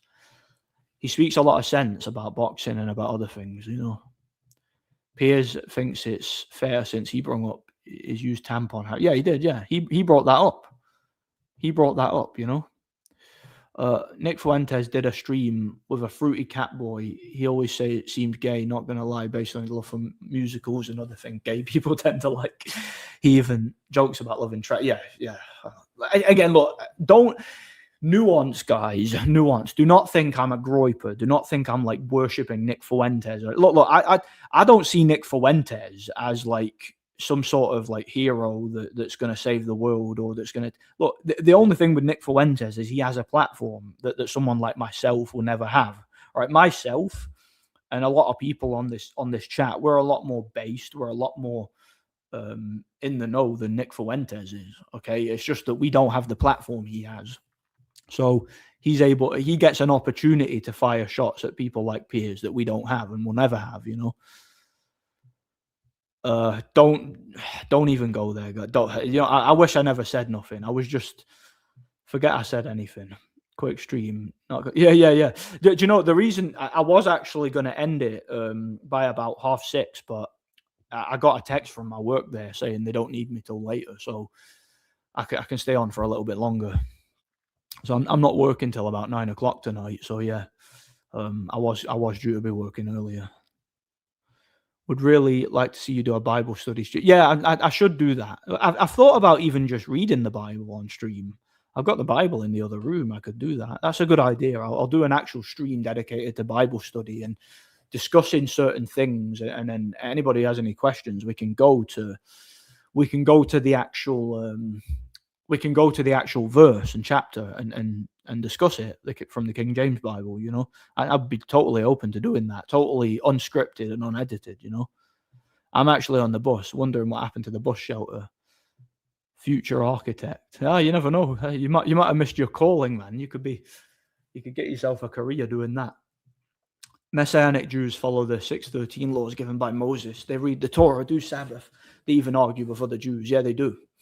And to me, they're the real Jews. Like the Zionists are the fake Jews. The Messianic Jews are the real Jews, Jake Shields debated Piers and Rabbi Shmuley and asked them how the Holocaust is possible when every modern crematoriums can't burn so many bodies so quickly. They freaked out. Yeah. Again, but these are the questions, aren't they, that you're not allowed to ask. Like in days gone by, if you ask these questions, you go to jail. If you ask these questions, like in World War II, why is it that the British media ran by Jews was allowed to post posters of Nazi soldiers throwing babies off a cliff? Did that actually, and this was promoted in the media as being facts, right? This was actually, supposedly this actually happened, right? They used to publish stories in the newspapers that the Germans had a machine that turned people into pizza, right? That they were making Jew pizzas. Right? And people actually believed this, and boomers to this day actually believe this. If you talk to some of them, they posted these articles saying that Nazis were turning people into lamps, that they were turning people into soap. There was just that they were doing all these occult rituals, like Raiders of the Lost Ark. People actually believed this back in the 1930s and 40s. Like they actually believed that the Nazis were performing all this occult magic.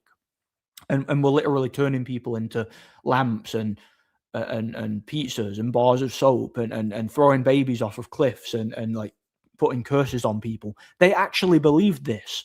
And up until very recently, up until like the 2000s, this was taught in schools as actual history.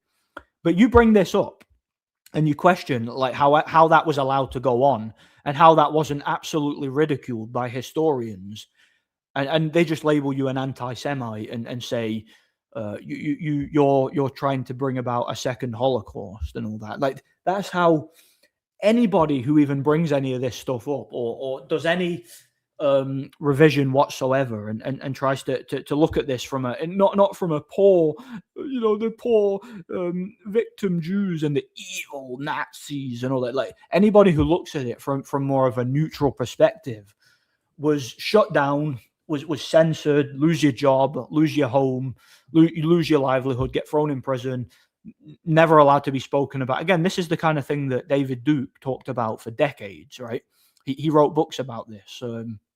Nick Griffin used to talk about this too. And these guys all got demonized and depersoned, deplatformed and disenfranchised and all that. It's only in recent years that people have started to talk about this stuff openly and are starting to be like, hang on a second. Again, like you're saying, how could they have put 6 million people in an oven and turned them all into pizza? That doesn't make sense. That's literally fantasy. Like, and when they say Hitler wanted everybody to be blonde hair, blue eyes, where does it say this anywhere? And like, what interview could you ever find where Hitler said, "I want everybody to be blonde hair, blue eyes, and if a baby's born and it doesn't have blonde hair and blue eyes, we're going to throw it off a cliff"? This is what people actually believed. People back in the 1930s and 40s who got all their information from the newspaper and the radios, the boomers and all that they actually believed this. And yet we're for questioning this now, this obvious like bollocks that the media pushed during World War II. They just call you a Jew hater and an anti-Semite.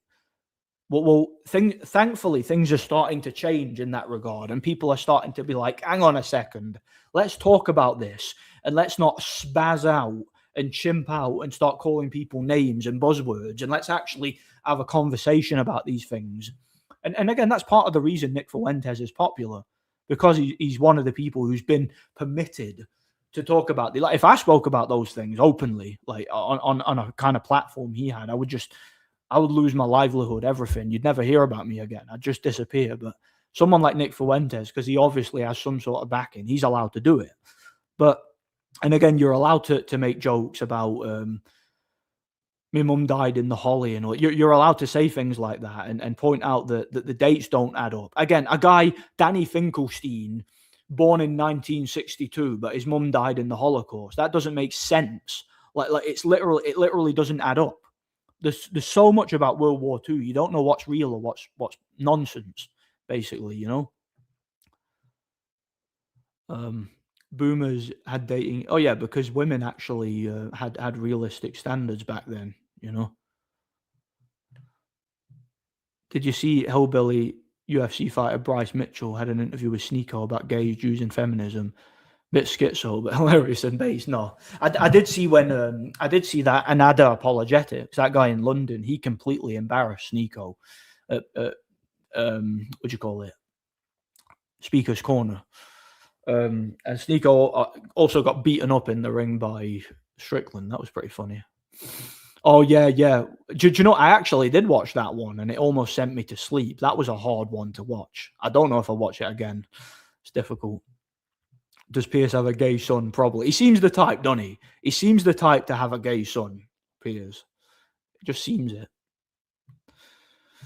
People believe the multi-ethnic society is punishment from God. He will straighten the other nations so we get on track. It's an interesting theory. I kind of feel like that about the lack of snow. It's like snow is a blessing from God, but when you turn your back on God, Yes, absolutely. Turn the other cheek has been manipulated and used to bully us into submission. You can't enforce your religion. Leftist Muslims can enforce you. Turn the other cheek literally means to basically walk in Christ's in Christ's example. Don't take revenge and don't get angry when someone wrongs you. Forgive those who trespass against you. It doesn't mean allow your people and your country to be violently subjugated. That's not what turn the other cheek means. Again, it's like when people say, judge not, and then they stop and they don't read the rest of the verse. Or that when they say, he who is without sin can cast the first stone, but they completely disregard the very next statement from Jesus where he says, go and sin no more. Top 5 cruiserweights of all time. Usyk, number 1. I'd say probably Marco Huck, number 2. Number 3, I'd say Denis Lebedev. His prime, very underrated. So hard. I'd say Tom. No, sorry, Denis Lebed. Sorry, Thomas Adamek, number 3. Then Denis Lebedev, number 4. Number 5, probably Evander Holyfield. He probably fits in there somewhere, I'd say. Either him or Briedis. But Briedis doesn't really have the resume. But he's a better fighter, in my opinion. Yeah, I know about that. Piers probably likes his wife getting hit by black men. Don't be surprised if he asked AJ. Do you know what? He might have ended up in the Amir Khan situation there. Wouldn't surprise me. Robert De Niro has a trans child before he turned 8. He lives in. Yeah. Well, again, that's Hollywood child sacrifice. The Hollywood actors, if they want to keep their fame and their money, they have to sacrifice their children to Molech and force them to transition. That's what that's all about, you know. Johnny Nelson was gifted a world title against Thompson, British stoppage. Yeah, that's true. He was. I remember that. Piers now wants the boatmen on his wife. Like, who hasn't had Piers as wife? Seriously. Night shift is mad. Your sleep patterns, mate. See, last night, 4 o'clock in the morning, I was wide awake. I couldn't sleep at all, even though I wasn't working. And tonight I'm working until 3 a.m. So yeah, I'm turning nocturnal. And then see, Sunday night, I'm working a 12-hour shift, night shift, 8 o'clock to 8 o'clock. So yeah, 8 o'clock to 8 o'clock at night. 8 o'clock at night to 8 o'clock in the morning. That's my Sunday shift. Have you seen Larry Holmes' 2 fights with Witherspoon, Carl Williams? Yeah. I think I saw those anyway. I forget how I scored those. I need to rewatch them, or I forget if I even watched them in full. I know a lot of people did think he lost them. I'll need to watch them. I don't remember. Piers married to Bonnie Blue. Do you know he might as well be? Yeah, Pierce's turn is 1001. Yeah, on Bonnie Blue. That's funny. Bonnie Blue don't want Piers. Nah, Piers ain't big enough. Then again, who is big enough for Bonnie Blue? The Eiffel Tower wouldn't be big enough for Bonnie Blue. I bet Piers watches behind a 2-way mirror, yeah, with his cock in his hand, with his tweezers and his magnifying glass. You know, the banned Jeremy Kyle episode that ended the show was released a few months ago. It was sad. Yeah, it was kind of sad. I did see it. I seen parts of it anyway. I saw a black Hebrew Israelite. I knew a black Hebrew Israelite when I was 17. Cool guy. Believed blacks are the real Jews. Told me his grandma was a slave, even though he was only 17. Yeah. Again, my grandma picked cotton. Yeah, sure. Yeah. Even though he's... The dates just don't add up, do they, with any of this stuff? People starting to notice that. How did you score Usyk Briedis? I think when I last watched it, I had it like 116, 112 for Usyk. Yeah, I don't know. Usyk can fight whoever he wants. I don't care.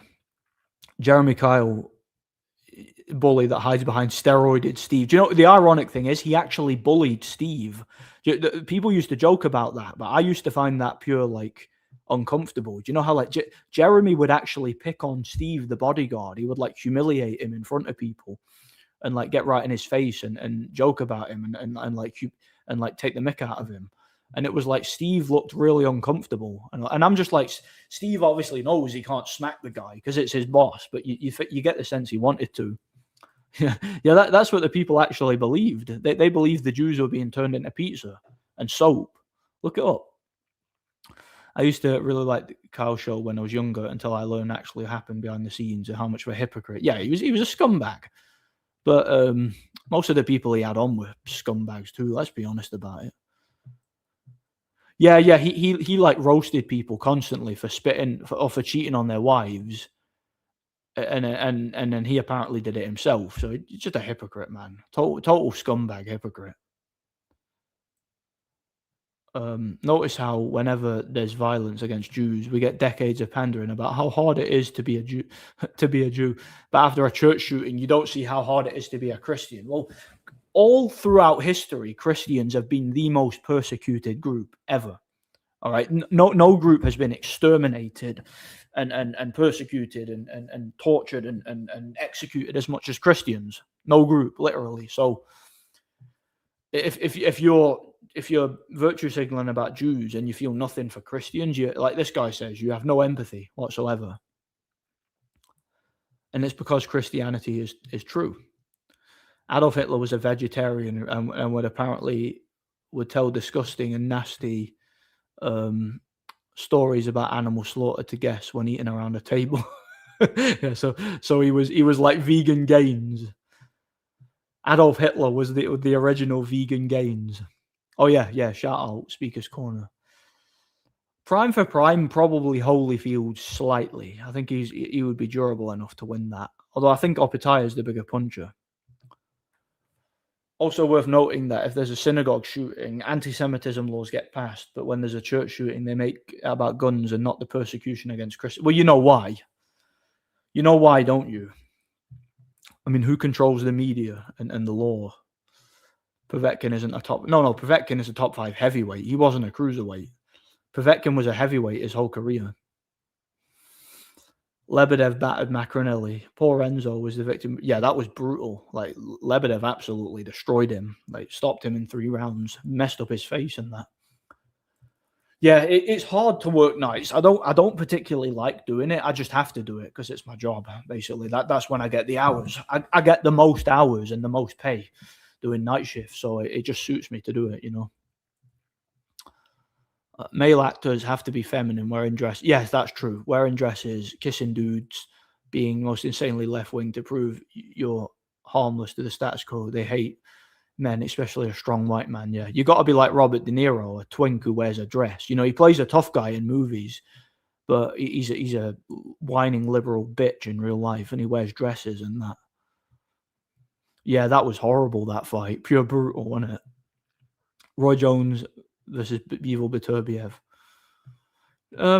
Both Beterbiev would knock out Roy Jones. I think prime for prime, I'd favor Roy over Bivol, and I agree with that. Roy's athleticism was incredible. Like, he was a genetic freak, and he had all sorts of steroids. But like, I think Bivol was a better boxer, but I think Roy would be too fast and too explosive for him. I think Beterbiev would knock Roy out, prime for prime. Rummy's Corner is one of the worst. Mate, Rummy's Corner is insufferable. Just an insufferable normie bait garbage channel. Like, AI scripted crap. Every single one of his videos. Just worthless. Worthless YouTuber. Jones was consistently average after he came back down to light heavyweight to fight Tarver. Yeah, that's true. People say Jones only lost after going down in weight after having moved to heavyweight due to his age. Defense was like Ali's, low chin, speed, reflex. Yeah, it was his genetics and his athletic ability that saved him. But Roy was never a great technician. He lacked fundamentals. He lacked skill. He was just a freak athlete. And like someone like Beterbiev would have just, who's also a freak athlete, but is also a great boxer. Prime for prime, Beterbiev would knock him out. He'd do the same thing Glenn Johnson did, but even quicker, in my opinion. Marvin Hagler, Duran, Hearns, Felix Trinidad. Hearns is the best boxer out of all of them from like long range, but he wasn't the most durable. Hagler was probably the best fighter out of them all, but he was way smaller. Duran was the best fighter of them all, way more skilled than the rest of them, but he was just far too small. Hagler was really tough, big puncher, not that good technically, in my opinion. Trinidad had a massive left hook and was tough, not much else though. Duran was the best fighter, but in like a tournament, I'd probably favor Hearns. And Hearns would probably beat Trinidad, I think. Did you see the ice lady? Yeah, I don't care. She deserved it. Listen, don't try to run over a federal agent if you don't want to be shot. And this is another thing. Look, I sympathize with these guys because I work security. See if you don't want a security guard to slap you about and beat the piss out of you. Don't put your hands on him and tell him you're going to stab him. Don't go up to a security guard and say, I'm going to knock you out and spit in their face and then get mad when he smacks you and knocks you to the ground. Right?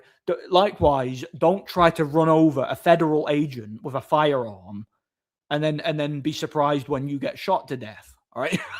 It's not rocket science. Okay? So yeah, I mean, not only that woman was a piece of shit who abandoned her children. She allowed her lesbian partner to physically abuse her children, and she lost custody of them because of it. So, I mean, I don't like to speak ill of the dead. I'm not going to celebrate her death, like the Charlie Kirk celebrators did. I'm not going to do that, but I'm not going to lose sleep over it either. Nothing of value was lost. Anybody's got a problem with that, if that makes me a fascist, then cry about it, because I don't really care. Why would I care that some scumbag child abusing lesbian got shot for trying to run a guy over? I'd have done the exact same thing. Look how the disciples were killed. Yeah, exactly. The disciples were killed for proclaiming Jesus as their Lord and Savior, and they died willingly because they refused to deny Jesus, because they knew that he was the true Messiah. All right, you meant to say Hearns. Yeah, all of them are better than Trinidad, for sure. Opetaya's opposition is... Yeah, Opetaya is one of the worst cherry pickers in boxing right now. Like, he fought a guy who was like a 100-1 underdog in a world title defense. I mean, how is that even allowed? How does that even get sanctioned? Probably Ray Robinson on points. It'd be competitive, though. I think Tyson Fury is one of the freakiest athletes in heavyweight division. Probably more gifted than Usyk. Terrible dedication. I think going into Wardley, first fight back is risk. I don't think he'll fight Wardley as his first fight back. I don't think he'll do that.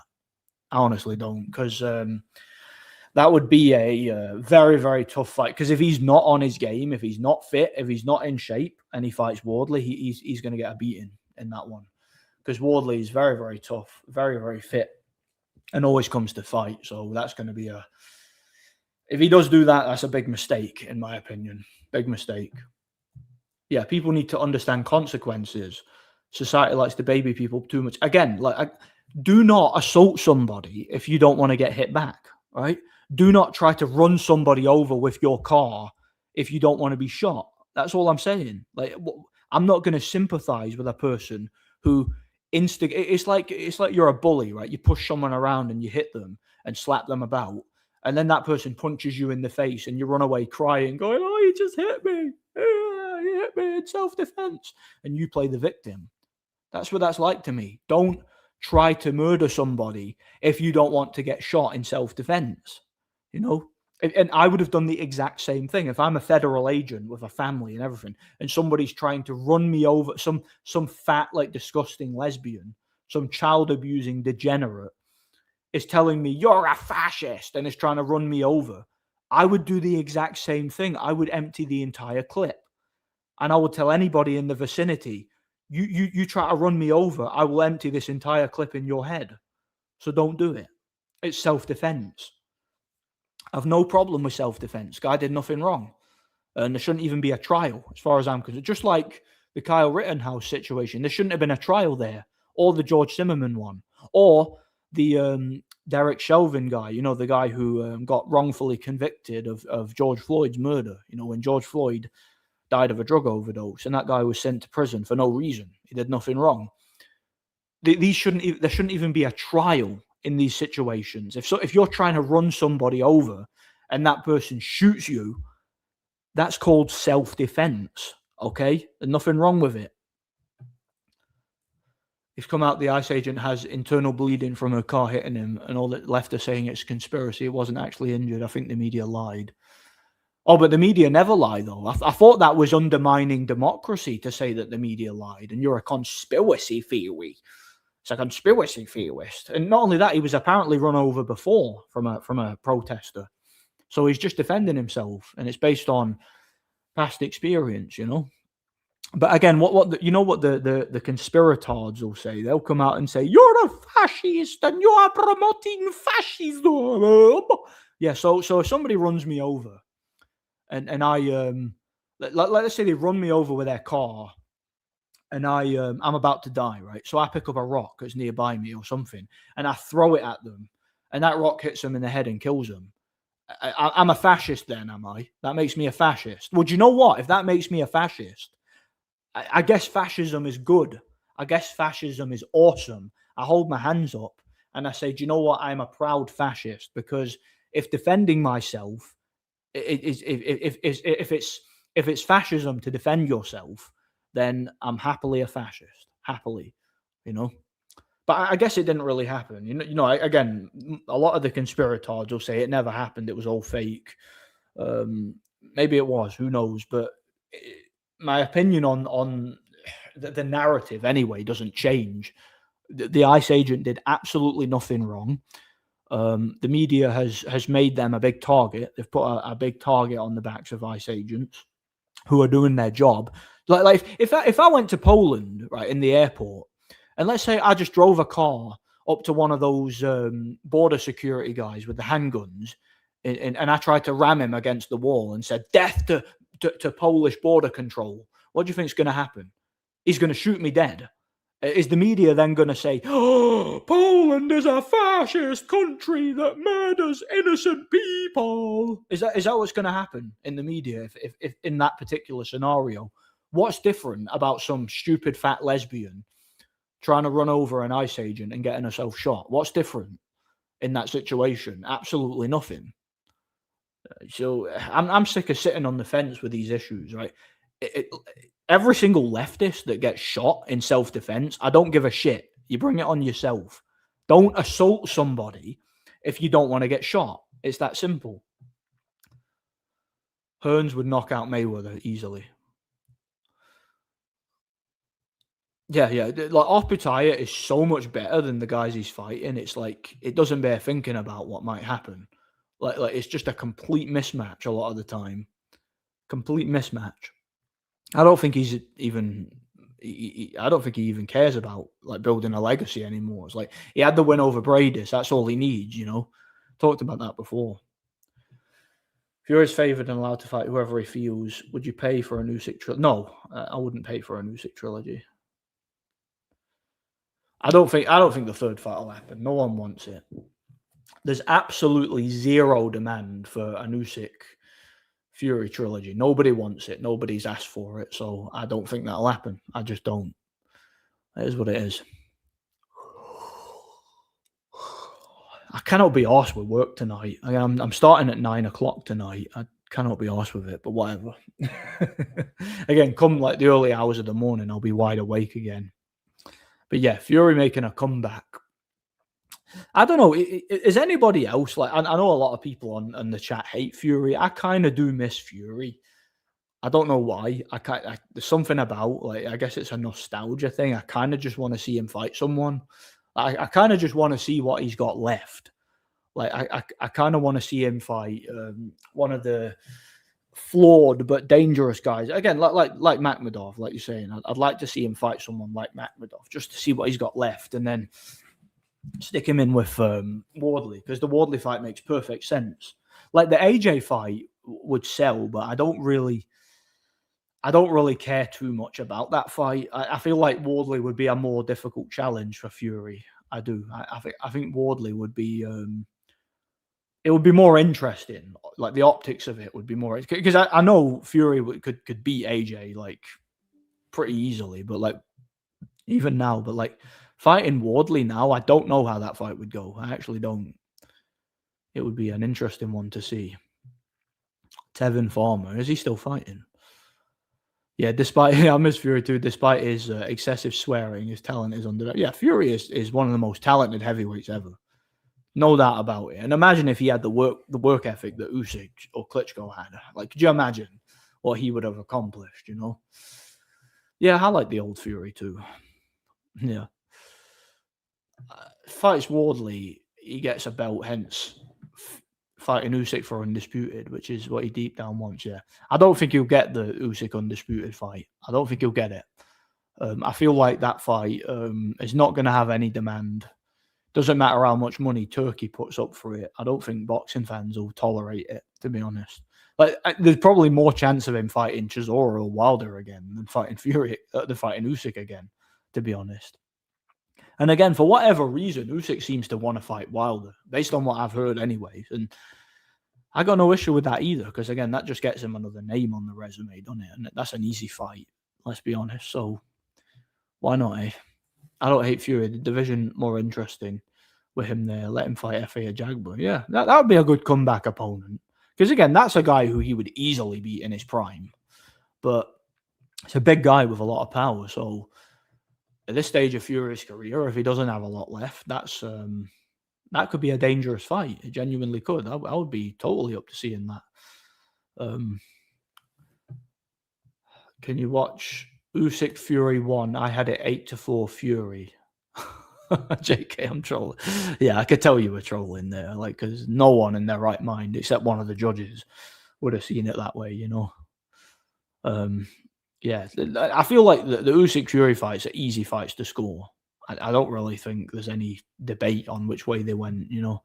Usyk won both, clearly. Usyk may just be sticking to his word when he said he was going to beat Wilder, Fury, and AJ, beating everyone from his time. Do you know what? I can respect that. I can respect that. Look, again, at least on record, like the name would be good. The name would be good. It's not like a consequential victory or anything, but it would look good historically to say, because again, like you say, AJ, Fury, and Wilder were the names of the era. They were the ones that were being pushed heavily by the media, right?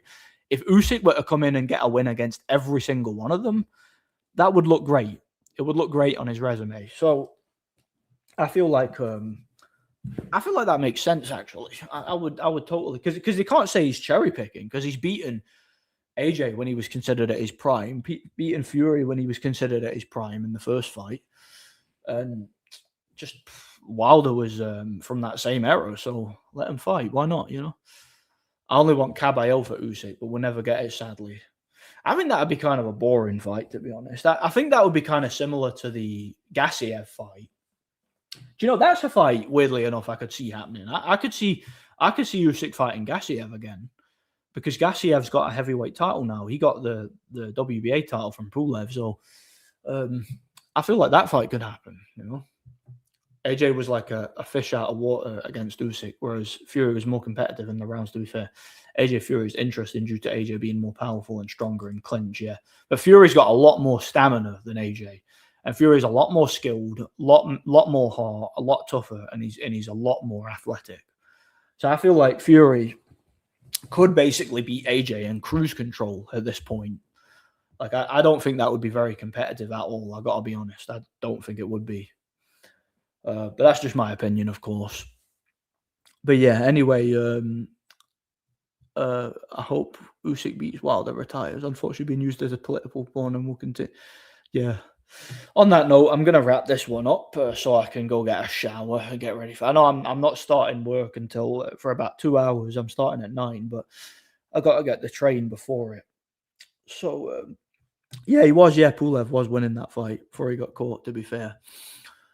But yeah, I'm gonna have my shower, get ready for work. So yeah, thanks for stopping by, guys. I really appreciate it.